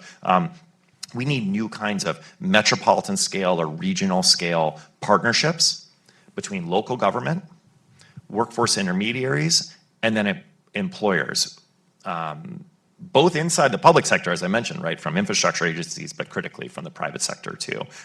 We really don't have that kind of defined system yet. The good thing is that even the federal government, including the Department of Labor, is moving forward with regional workforce systems that can address this. So that's going to be one area to keep your eye on, and I'd be happy to talk after this too and connect you to our colleague who actually really leads this work. And is there anything legislatively that should have been done or should be done to address some of these issues?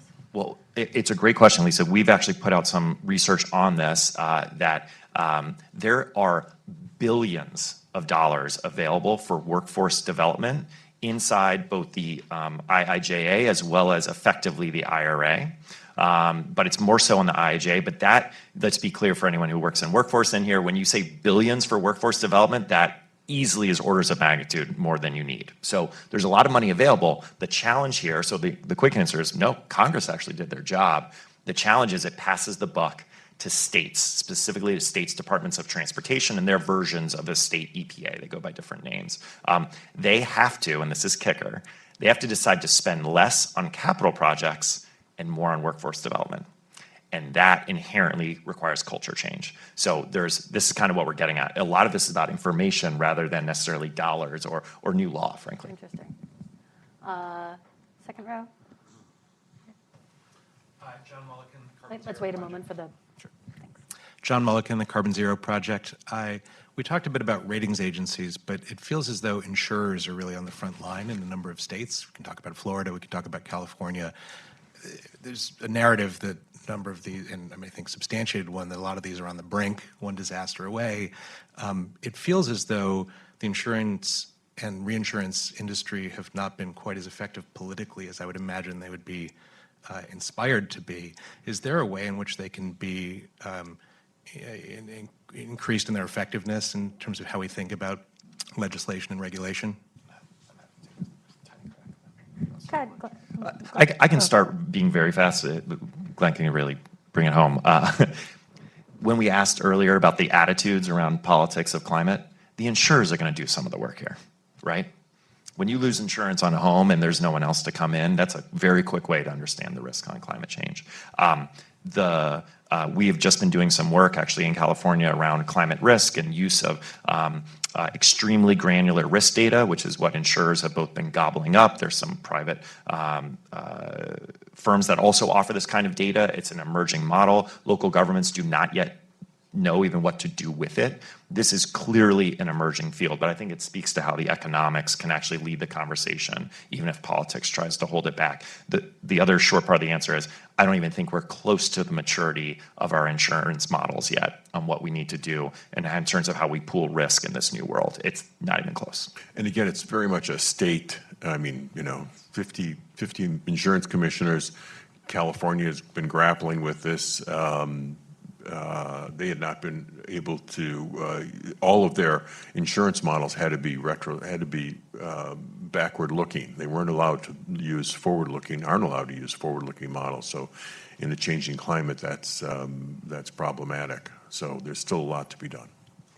Does anyone think they have the perfect last question? That's short and. Gentleman in the middle, the 1, 2, 3, fourth row. Yeah, I'm John Strand from the World Bank. It doesn't mean that I'm representing the World Bank here, but just myself. It was good to hear that the ice now is broken on the issue of carbon pricing. With John Podesta's presentation, there was not one mention of that issue. I just want to mention one issue that hasn't been talked about yet in that regard, namely, what kind of model does the U.S. Policy have for the poor world? Is it a good model? The question is whether poor countries could do something similar to what the U.S. is doing. The U.S. is typically a model for much of the poor world. I'm going to pause there, sir, because I'll ask the question. Yeah, it's a long issue, but maybe you can just try to ask some answer to something. We have 1 minute to wrap up. So to what extent is this a model for other countries? including developing countries and poorer countries? Sanjay, and then. I think it's not a model for a lot of developing countries because they don't have the funds. They can spend so much money on kind of like climate action. I think what they will benefit from is the technology that we develop, and if we transfer the technology to these countries at low cost or for free, that they can leapfrog some of those dirty technologies that we used. Glenn? And again, in terms of the financial system, it requires public seed money through the World Bank, the IMF, other places, and then leveraging private sector investment. So the funds can come from the international community, but they also have to worry about the risk that has to be that may be undertaken. I'm sure folks will have a million more questions for you over the coffee break. I want to thank all of you for a very engaging discussion. Thank you.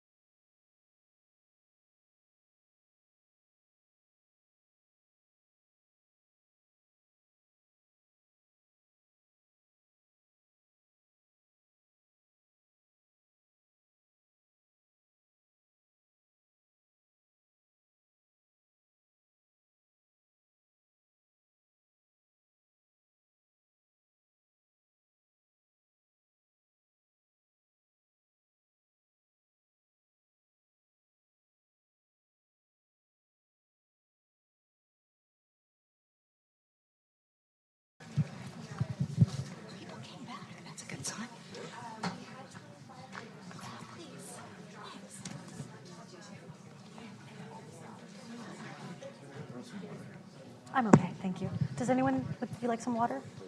You've got it, it's on your side, okay. If I pour myself water, it'll definitely spill. If I drink it, it'll spill. Before the cameras are rolling.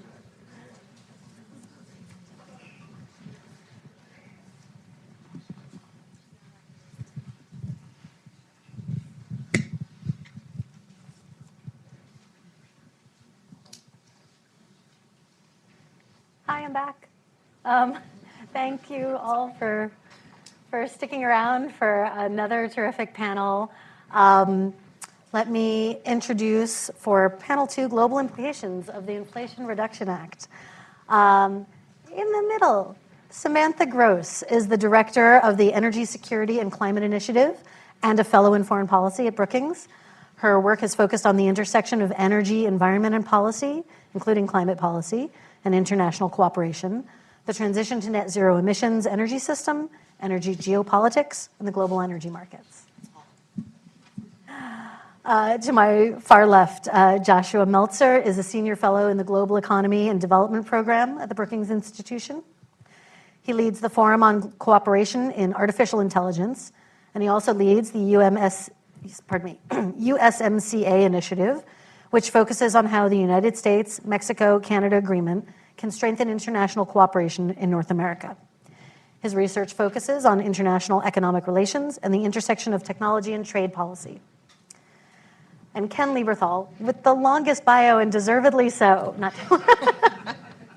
is a senior fellow emeritus in the foreign policy program at Brookings. From 2009 to 2016, Ken was a senior fellow in the foreign policy and global economy and development programs. From 2009 to 2012, he also served as the director of the John L. Thornton China Center. Ken was the special assistant to the President for National Security Affairs and senior director for Asia on the National Security Council from 1998 through 2000, and someone that I would constantly call to explain to me what was happening in the world of climate cooperation between the United States and China. Thank you all so much for being here, for holding this discussion. I am particularly happy to learn from this panel because I have struggled to sort of get my arms around the sort of international assessment of the IRA. I've covered 11 COPs. It'll be 12 this year. I should stop. Should I stop? I should stop. And you know, for as long as I've been covering this, the global community has said America needs to lead. And now that the United States has its first significant and really globally significant climate law, nobody really likes the way we've done it. So, Samantha, I'd love to start with you for really just a global, I think we have a good handle, though I'd love for you to touch on Europe specifically, but how other countries both perceive the IRA and think about what the United States is doing. Thank you, Lisa, and thanks for being with us here today. I appreciate it. When the IRA was first passed, I spent a lot of time talking to Europeans, but also folks, our friends in Asia, particularly Japan, South Korea, folks from Singapore. And the general consensus that I got, and I paraphrase, was, we're so glad you're doing something serious on climate, but we didn't want it to be like that. Okay, fine. I think the two things that other countries and the Europeans in particular were most frustrated with was first, just the size of the subsidies. John Podesta said it earlier today, this isn't just the largest climate bill we've ever seen in the United States. This is the largest investment in climate and green energy and transition that the world has ever seen. And I think it was frankly kind of intimidating. We are the world's largest economy. It kind of makes sense that we might make the world's largest investments. But particularly when you look at Europe, they don't have the ability to do it the way that we do. The European Union isn't a taxing authority. It can't use its tax code to provide benefits to investments. And so that has to be done at the individual country level, and the individual countries have different abilities to act in that way. And so it's a really difficult thing for Europe to replicate. And so that's one important reason why the Europeans looked at it and were frustrated with the way it went down. I had a lot of conversations with them about politically why it happened the way it did. We can talk about that if you want, but that was one source of frustration. The second source was the protectionist aspects of it, and I think John Podesta touched on those too. Those protection aspects weren't aimed at our friends and allies in Europe or in Asia. They were aimed at China, as I look at my friend and colleague Ken. There is an understanding that China is an important leader in the green energy technologies, everything from solar panels to batteries to electric vehicles to critical minerals. And there is this concern, and I get asked this question more than any other. Are we trading dependence on Middle East and regimes we're concerned about for dependence on China? Are we just trading one thing for another? The answer to that, I think, is largely no, for a lot of reasons. But that's why you saw these protectionist instincts. In addition to a desire to create these jobs, these industries of the future, here in the United States. It's part of the administration's general policy to grow our economy from the middle class outward. And so both of those were challenging and upsetting to kind of our allies. But for a lot of political reasons, that was the way it was going to go down. And I've spent a lot of time over the past year or so explaining that, how we got here, why it is the way it is, and how hopefully we can find room in the middle to relate. Thank you. So do we trade our dependence on Middle East for dependence on China? That is exactly the question. Before we get into U.S.-China and China's climate policies itself, Ken, I'd love for you to talk about this as well. The primary Republican argument against the IRA and clean energy policies is exactly that, right? That we are dependent on China for that China dominates the supply chain. The clean energy policies are making us dependent upon China. We heard John Podesta cite all of the figures, which I'm sure you know off the top of your head as well, of China's dominance in critical minerals, et cetera. Is there truth to this? Well, there's no question that China is way ahead of us in most of these areas in dealing with climate change. They're way ahead of us because years ago, with the big bump up in 2015, but even before that, they determined that they had to make enormous investments to deal with their environment and with climate change and its impact on the environment. And so they've ramped that up dramatically. We did not. Now we're 8 to 10 years later.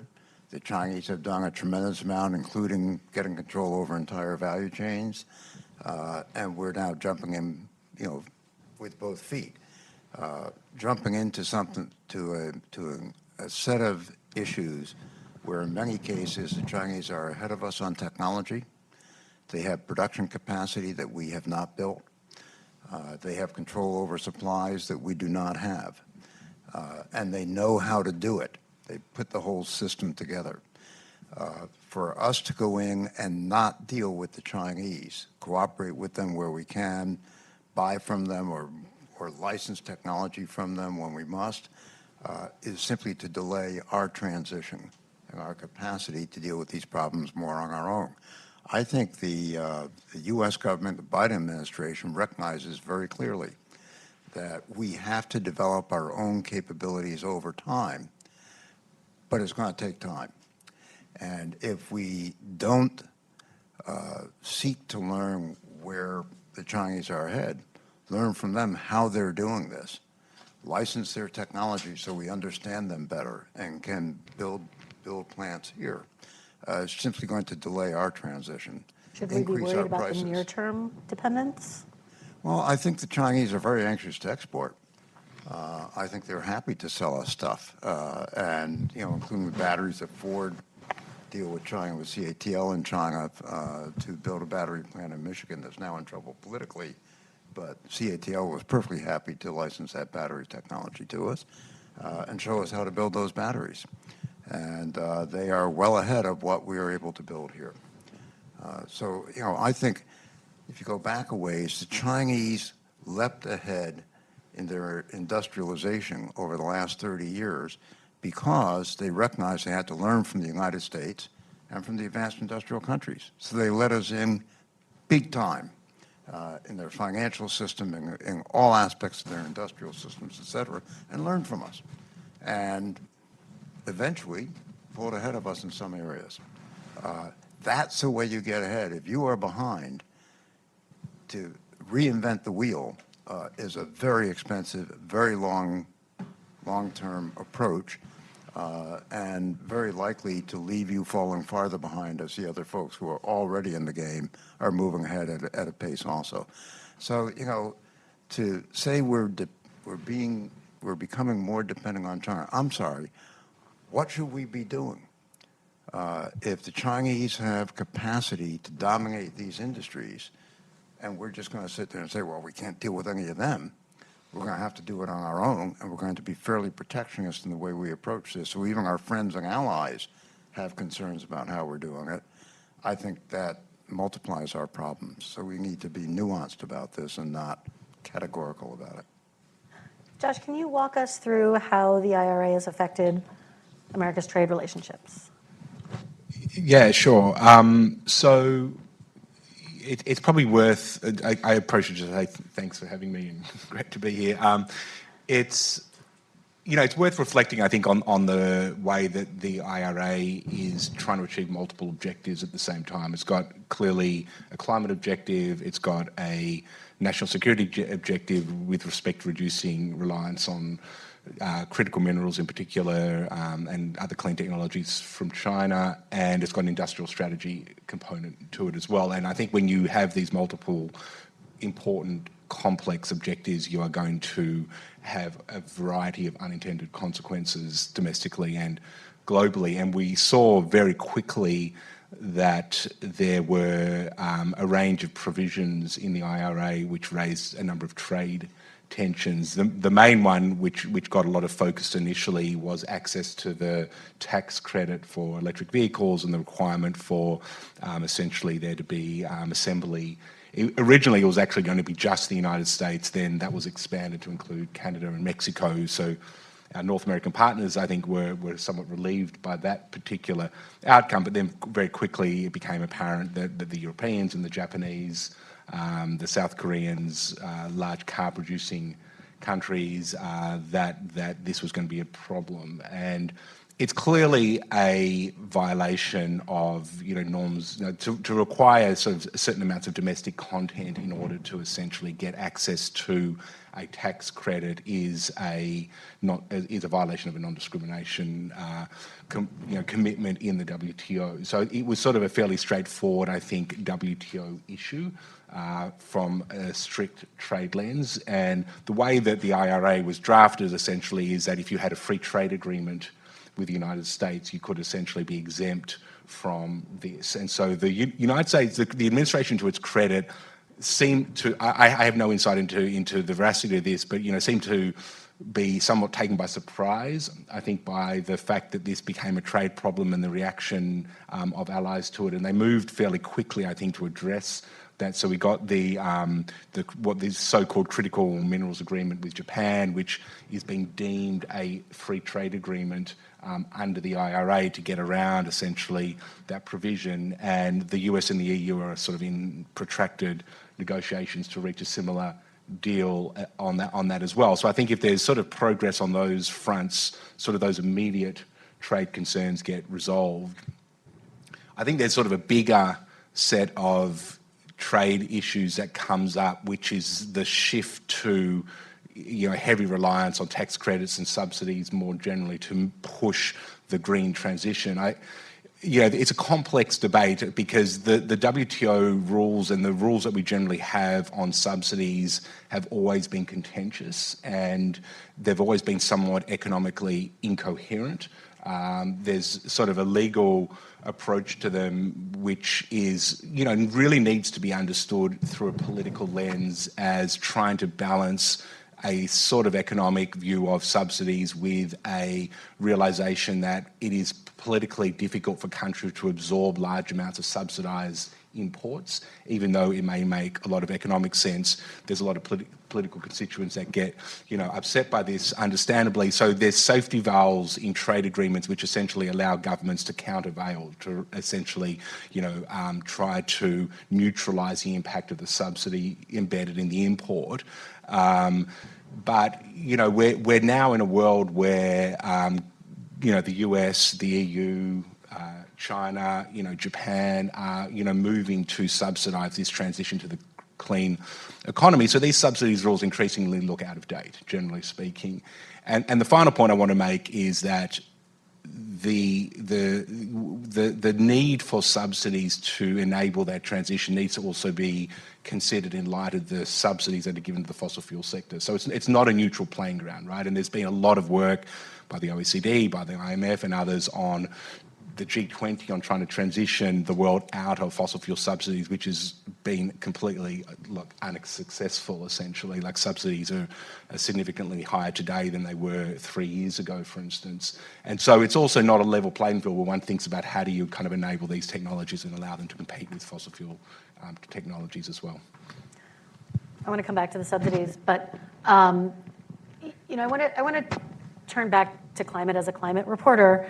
From where I sit, the success of the IRA really rises and falls on whether it ultimately cuts emissions, encourages other countries to cut emissions. Samantha, we're still seeing raging debates at every COP over even the phrase phase out or phase down of fossil fuels. I think last year it wasn't, it didn't even make it in at all. When we heard all these years America has to lead, the assumption was other countries would rally once the United States had really acted on climate. Why is that not happening? That's an excellent question. And yeah, I feel like some of the debate that we're having at the COPs and at other events, at New York Climate Week a couple of weeks ago, things like, are we going to phase out or phase down fossil fuels? I have to be honest, I find that debate incredibly frustrating because the demand for fossil fuels is still going up. So the fact that we're arguing whether to phase out or phase down is downright silly. They're basically arguing over the exact same thing. We need to reduce our use of fossil fuels. Let's agree to phase down at an increasing rate and stop talking about it and move on to practicalities. And one thing that I'll say in the IRA that is a good example, it may be difficult for other countries to subsidize at the level we have for any number of reasons. But there's some things in the IRA that I think are exemplary and that when I talk to folks in European industry and industries in other parts of the world, they really like. And that is that it's quite technology neutral. It's focused on emissions, which is the thing that the environment really cares about. For instance, if you look at the hydrogen subsidies, they're not focused on what color the hydrogen is, whether it's made from natural gas or whether it's made from solar energy or any other color, and there are too many to count out there. It's focused on the emissions associated with it, and the subsidy phases in as the emissions go down. That's very appealing because it allows folks in industry to go out and do projects that bring the emissions down and not worry about whether they're meeting a specific technology standard. And it allows the technology to change and develop. You see that in our power subsidies as well. Zero carbon power is subsidized. It's not specifically wind or solar from a specific manufacturer or place. That's very appealing. And so I think about how the US is leading. I feel like we're leading in policies that allow technology to flourish, both in the way that we are supporting technology development, as John touched on a little at the beginning, and also that we're quite neutral in the way that our policies support technologies, as long as they take us towards the goal of lower emissions. And so that's a leadership part on the part of the US that I really like and that I hope is followed. Interesting. Ken, what do Chinese leaders think of the IRA? What do policymakers, how do they view our law? I think, first of all, the Chinese leaders were not surprised by the IRA or its protectionist provisions especially. They, back in the teens, looked ahead and said at some point the U.S. is going to try to cut back our development, our rate of development, and is going to regard us as a competitor, not as a partner, and will take measures to cut us out and build up their own capabilities. And our response to that preemptively has got to be that we're going to develop basically self-reliant systems. And they started doing that en masse, very much including the array of areas that are directly related to climate change and environmental sustainability. So when the IRA was passed, it's interesting, it's not discussed much in China. That hasn't been a big, you go looking for articles about the IRA in China, that isn't what it's about. It's about competition with the United States and how the United States is trying to limit China's development. And so we were right to go on a more self-sufficient path, and we're increasing our focus on being able to do that. Right? So in a sense, the IRA for Xi Jinping has been confirmation of how smart he is. And that's, that is as it is. Frankly, I'm glad that we are now in this game at a very, at a very high level. And I hope that when we deal with the Chinese, we are both open to benefiting from what they have accomplished, but also at the same time taking substantial measures to prevent them from doing to us what they have done in the past and continue to do to many, which is to use unfair trade practices, huge hidden subsidies, et cetera, to undermine your capabilities as you're buying from them. And so we need intelligent policies to limit the damage that they can do to us, at the same time that we have to recognize that we really need to be able to absorb some of the advances that they've made and build on them ourselves. What would you describe as U.S. climate policy toward China? I don't mean to be glib here, but it feels like it is, gee, we hope John Kerry can convince the Chinese government to do more. John Kerry is a terrific climate diplomat, and he deals primarily with Xie Zhenghua, who is his equivalent in China, and Xie Zhenghua is really committed to climate response and international cooperation on it. So he's got a good partner. The problem, as I see it, is that we focus tremendously on the top-line carbon reduction commitments that China will make. When are you going to do it? What's the percentage that it's going to be, et cetera? It's a fruitless discussion. Xi Jinping has said, and this is not just in response to John Kerry, he's been saying it for years. So he did say it when John Kerry was in China. He also said it when John Kerry was in China, but it shouldn't have been a shock, because it's not by any means the first time he said it, that China will determine its own pace and timing of carbon reductions, and will do it in a way that fits with China's conditions. You're setting a peak emissions goal for 2030 or before, carbon neutrality by 2060 or before. A lot depends upon how high all this gets before they hit those kind of benchmark years.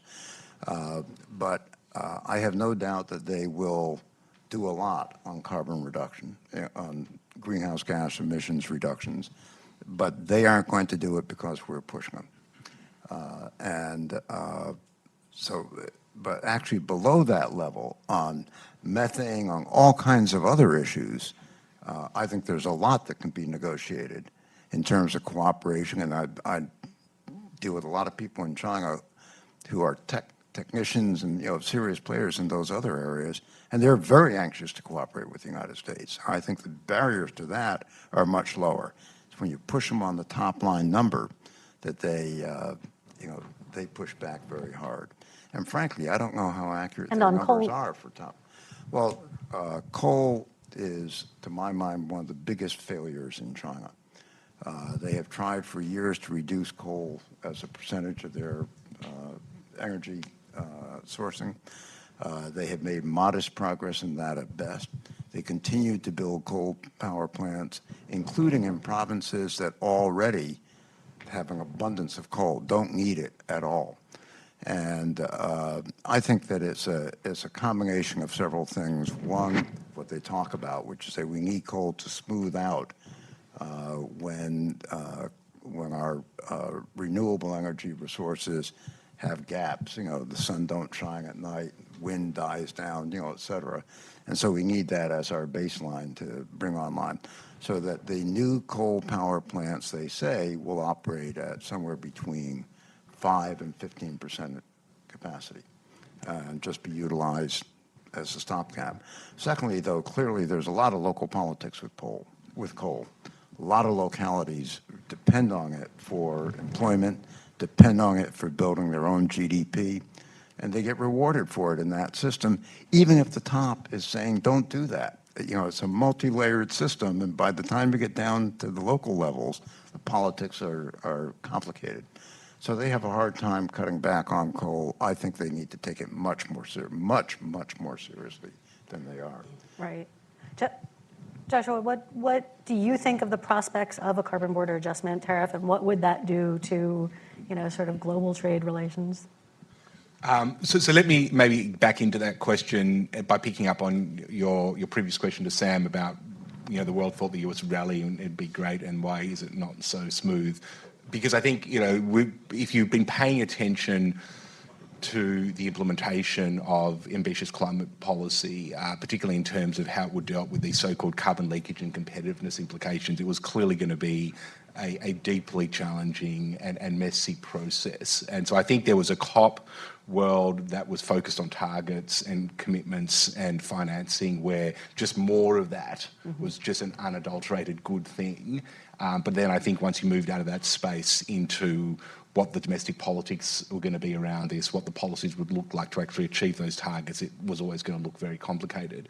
I think even if you go back to the Obama years, where there was a serious push on a carbon tax in the United States, that was deeply, I'm going to say polluted, but I mean, a big part of that conversation was, how do we deal with the implications of a domestic carbon tax for competitiveness of our industries that are going to be taxed more, and carbon leakage, where industries will just go to low tax jurisdictions, right? Conversation was around a domestic carbon tax border in the US, adjustment. a border adjustment, right? And that was part of.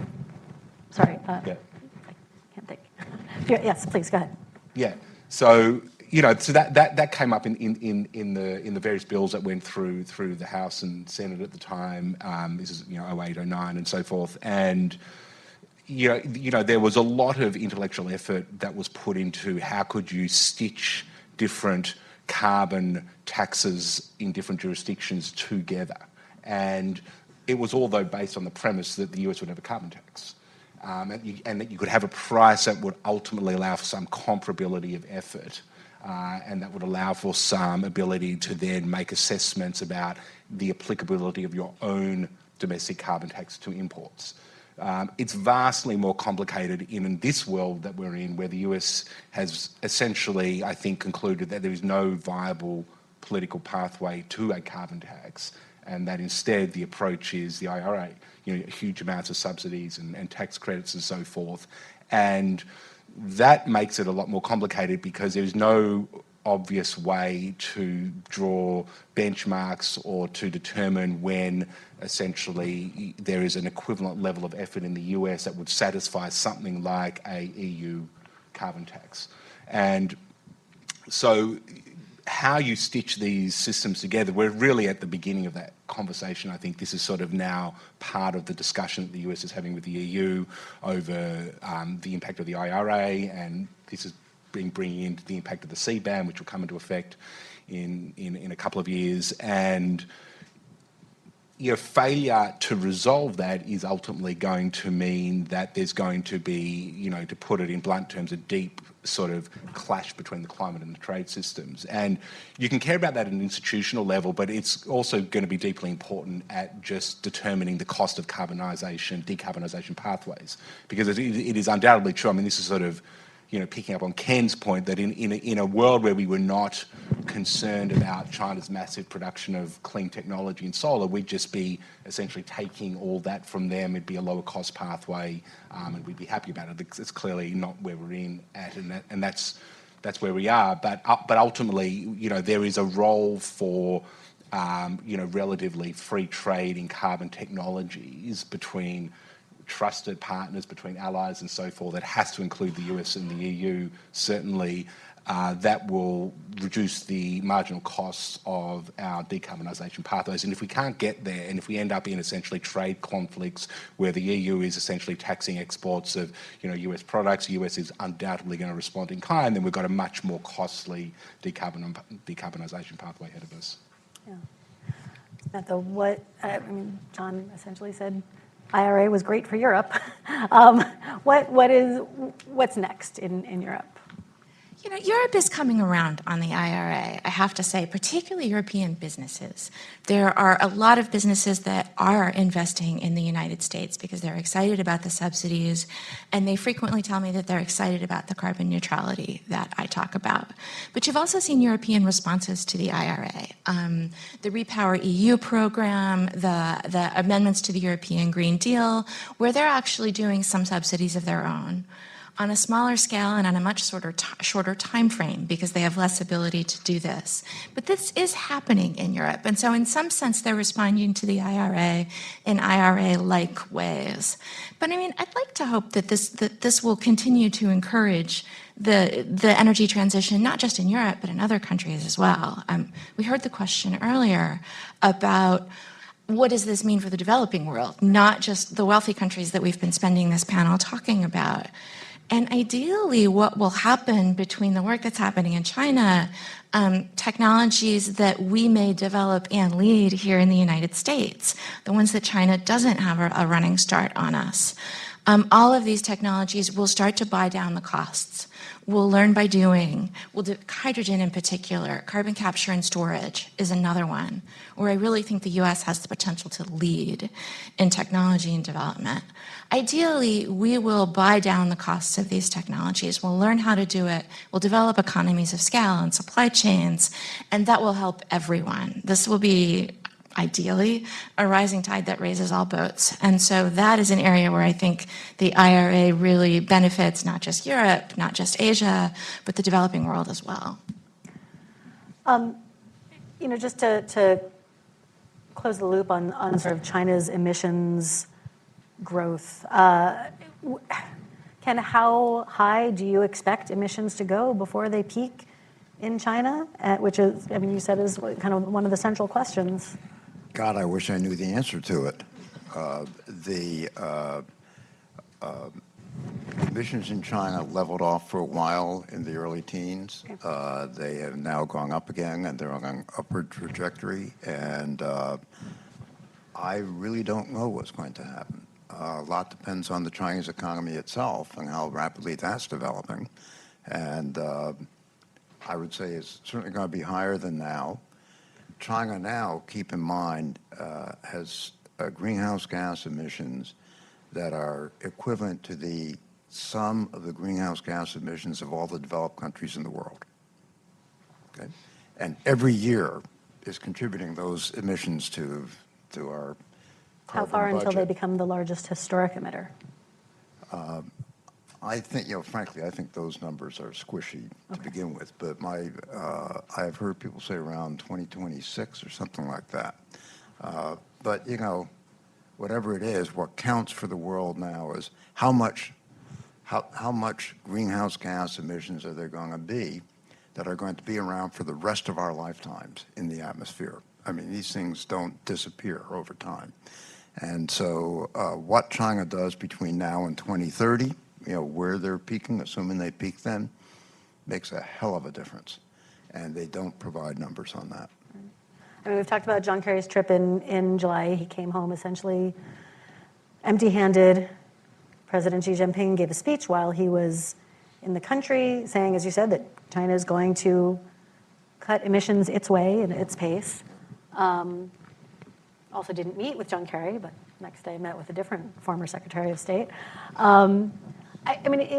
Is there much hope for diplomacy anymore on this issue? Both John Kerry and his counterpart are receiving a lot of heat at home from, in the case of Secretary Kerry, even from his own party, on negotiations with China.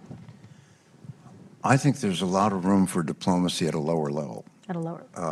where you can deal with issues about how do you scale up this kind of technology? Can we cooperate on tech development and doing pilot projects and then scaling up? And can we make standards more compatible between the two countries, which again contributes to the potential to scale up new technologies? There are all kinds of areas where we can do good work together that should not be threatening, should be a win-win for the two sides. And I think lower level work on that can happen. Some of that has taken place now at a state level. California is very active ties with various Chinese entities. Governor and so Newsom, I forth. read, plans to go to California soon. I'm sorry? I read that Governor Newsom is planning a trip to California. Pardon me, is planning a trip to China soon. Been up here too long. Is planning a trip to China soon. Is he? I don't know. Yeah. Yes, yeah. But my point is, there's a lot that can be done in terms of global. The equivalent of do we do a U.S.-China bargain that then becomes a standard for the world? I'm skeptical about that. I just think the vibes on both sides make that very, very tough at this point. But, I went back and looked. When President Trump announced that the U.S. would withdraw from the Paris Agreement, emissions in China went up almost immediately. And it's because local level governments had much less pressure, felt much less pressure to really put the brakes on emissions because of the U.S., Paris Agreement and the U.S. and Chinese commitment to that agreement. When the U.S. defected, it's kind of like the pressure's off, guys. And so that's, what we do has an impact. But I think negotiating the top level is going to be very, very tough. Samantha, what's the best thing that could come out of COP28 this year? Obviously held in a very controversial country, and oil and gas is front and center at this COP. Yeah, that's a great question. I've seen a lot of frustration with the choice of Dr. Sultan, who leads Abu Dhabi's national oil company, but he also leads a very large renewable energy company and has served as their climate minister. The man wears many hats, not just as a leader in the oil industry. I've seen some frustration with his selection. I'm actually quite pleased with his selection. I think he has a very wide view of the industry that can be useful. I'm really looking for two things, and I think these are in line with what the Emiratis are looking for as well. One is I would really like to see more solid results for the financing problem for the developing world. This is a really big challenge. What we've seen, a lot of the agreements that we've seen happen with Indonesia, Vietnam, South Africa, these are taking place outside the negotiation room. And they work because there are significant emissions in these countries and also significant investment opportunities. And so these sort of side deals that happen at the COPs, but outside the negotiation room, make a lot of sense. But the real challenge is the smaller developing countries. They don't even have a lot of emissions right now. They need to develop their energy systems from scratch. There's not a lot of space for emissions reductions because they don't have any. Those are really hard, and those kind of get stuck in the negotiation room where we're really focused on consensus and agreement, and those are really difficult to do. I would really like to see those loosen up somewhat. I expect to see the Emiratis throw some money at this problem and try to catalyze this and get it moving. So I'll be looking for that. Also, and probably less popular among many folks, I would really like to see, I'm glad that the energy industry is involved in this COP. I'm delighted to see them there. Despite the fact that we need to phase out and then phase down and then phase out fossil fuels, notice how I got everybody there? We're going to be in the fossil fuel business for a while, and what that industry does now matters. I really like to see the work that the industry is doing to reduce its own emissions. It's not everything, but it's not nothing either. I was at a conference in the Emirates last week that's a gigantic oil and gas conference. Every single session that was about policy or about technology was focused on emissions, bar none. And what I see in the press is frustration that they weren't talking about phasing out the product. Well, they'll phase out the product when we stop demanding the product. This is a systemic issue. But in the meantime, I'm actually glad to see the industry included. And what I hope to see is energy companies, oil and gas companies, the national oil companies in smaller countries that don't have public faces, that don't have as much pressure to do this, I want to see them come on board too. And I think that's something that the Emiratis are well placed to do. I want to see them reduce their emissions in their operations. I want to see methane emissions stop, or nearly stop, period. Methane is responsible for nearly a third of the global warming that we see today, and we know how to stop this. So let's do it. And so those are outcomes I hope to see from the COP. Other things will be going on, I'm sure, but those are the two things that I'm watching most closely. While you're getting your questions ready, I'll start calling on folks in a moment, but let's talk about demand. Joshua, is the IRA sufficient to drive down demand in the U.S.? What more should the U.S. do, or at a UN body, at COP? What can be done? So. The short answer, I mean, situating this globally, it's clearly not enough. There's been various estimates about the investment in clean energy that's needed to secure, say, a transition, or to hold at 1.5, which is approximately $5 trillion annually. So it's unclear how much private sector capital the $350 million or so in the IRA will essentially bring into the market, but it's going to fall well short of what we actually need to do globally. So there's a huge amount of investment, I think, that's actually needed globally to build that. I'm honestly not paying a ton of attention to the COP at the moment, but I think it underscores the climate finance piece, how crucial that's going to be. There's only so much the COP's ever going to be able to do, I think, on the climate finance part in any event. It's a small, whatever's been promised over the years is a small part of the total that's kind of ultimately going to be needed for the kind of clean energy infrastructure transition. So I think this is also where the World Bank, the various multilateral development banks, are going to be playing a key role, I think, in kind of scaling their financing capacity, the public money that they can bring to the table, the private investment that they can pull in to enable the types of investment that's going to be needed in the developing world, where the growth in emissions is essentially happening now. So that, for me, is really a key focus. And I think the COP's important, but I think it's a small part of, I think, what's ultimately needed here. Let's start on this side. David Victor gets first question. Thanks so much. Let me just acknowledge that the themes on this panel, trade, China, international cooperation, were themes that our friend and colleague David Dollar worked on, and all of us at Brookings were just shocked by the news last week of his passing. I want to ask a question to you, Josh, about trade. What should we make of these agreements now? The Japanese agreement, nascent European agreement about critical minerals.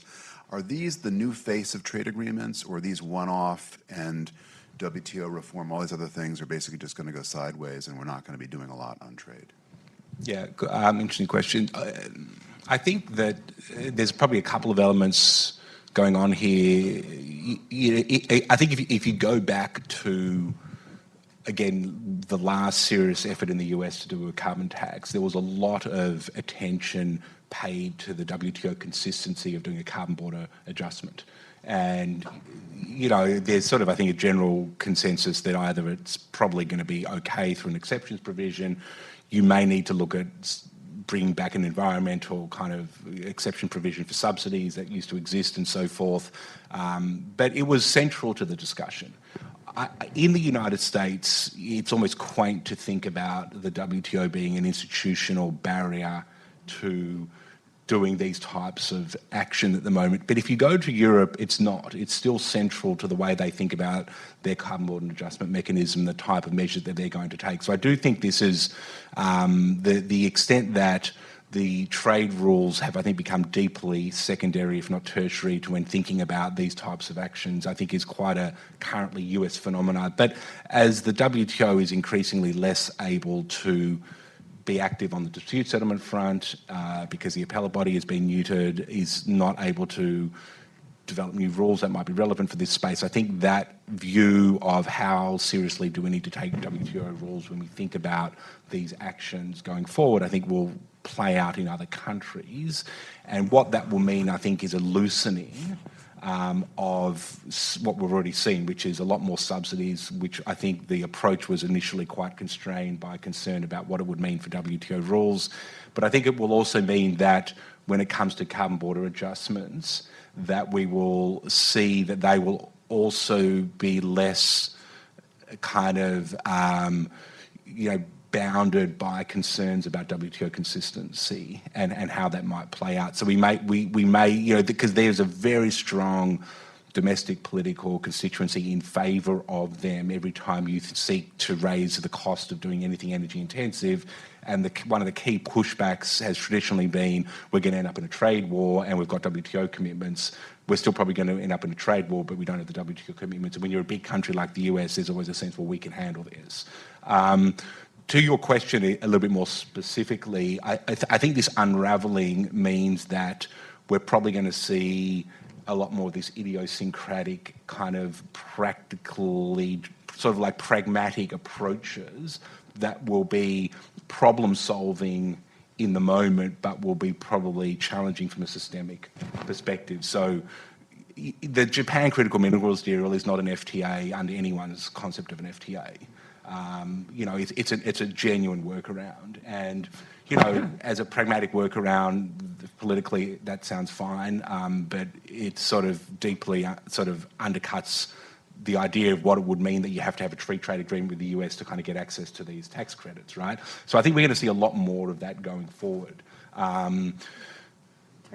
The final thing I'll say is I think that this notion of a climate club that builds on trade principles to sort of enforce, energy efficiency standards has been around for a while. I mean, you've written tons about this, you know this better than I do, but I think that's possibly now going to play.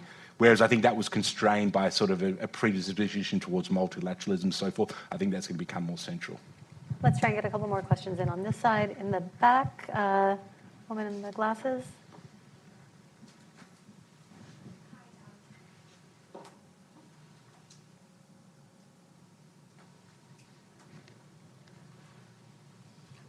While we're waiting for the switch, let me ask you, Samantha, on international finance, which of course was not part of the IRA, but is a critical part of the Biden administration's climate policy. The administration has made promises that it has not been able to keep.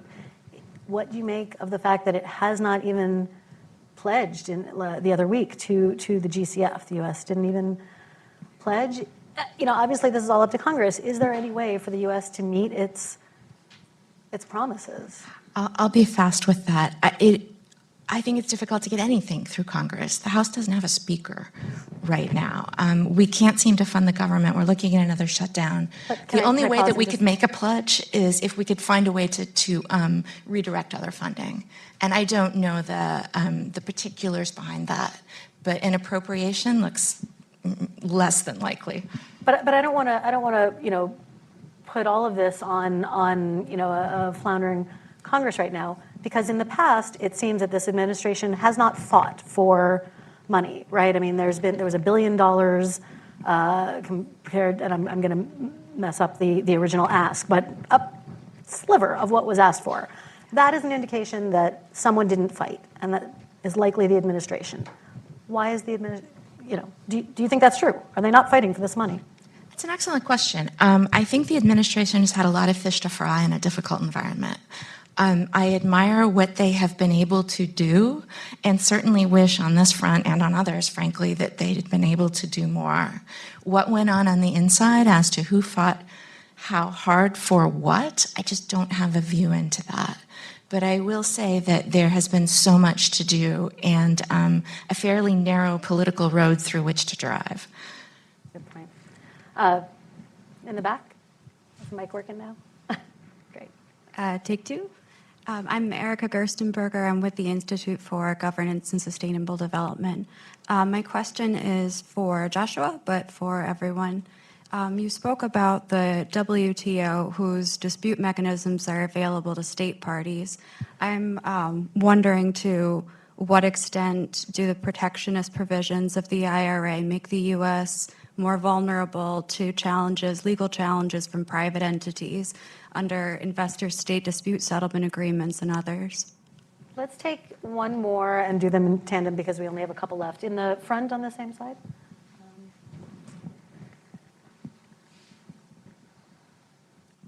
Thanks. John Mulliken from the Carbon Zero Project.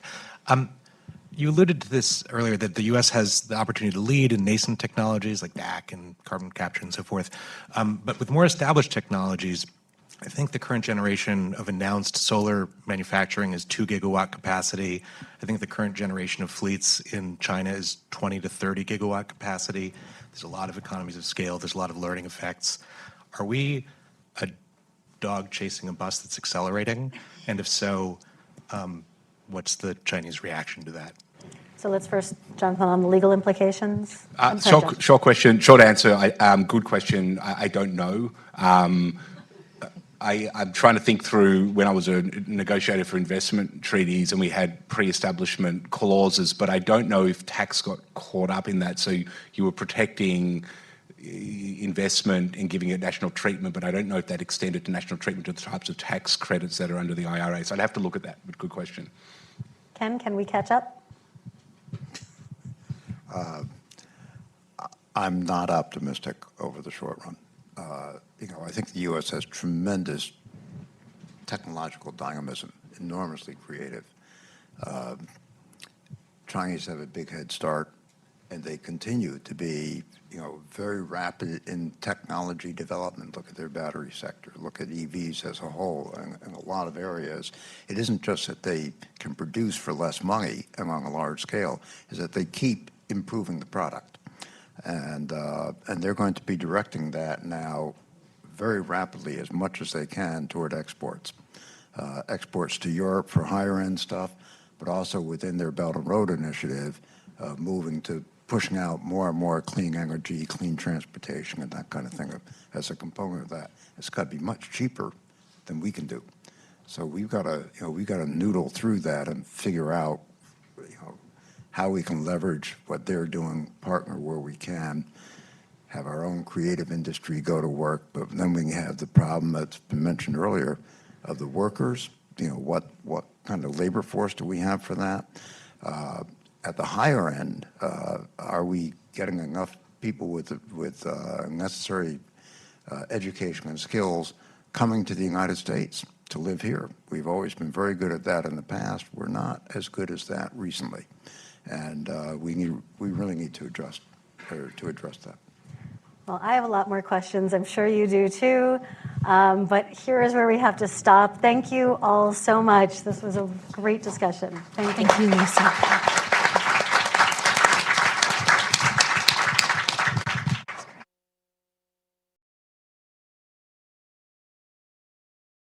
Applause for the panelists and for all of our speakers.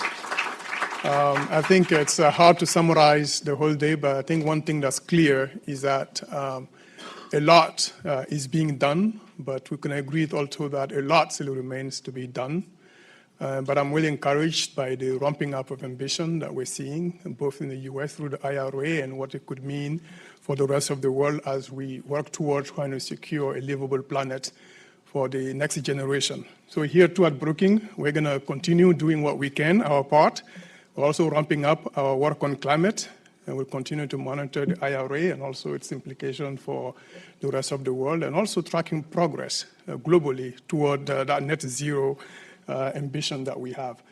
I think you can follow all of our latest research, analysis, commentaries on our dedicated Brookings website called Planet Policy, where you can also sign up to receive those updates.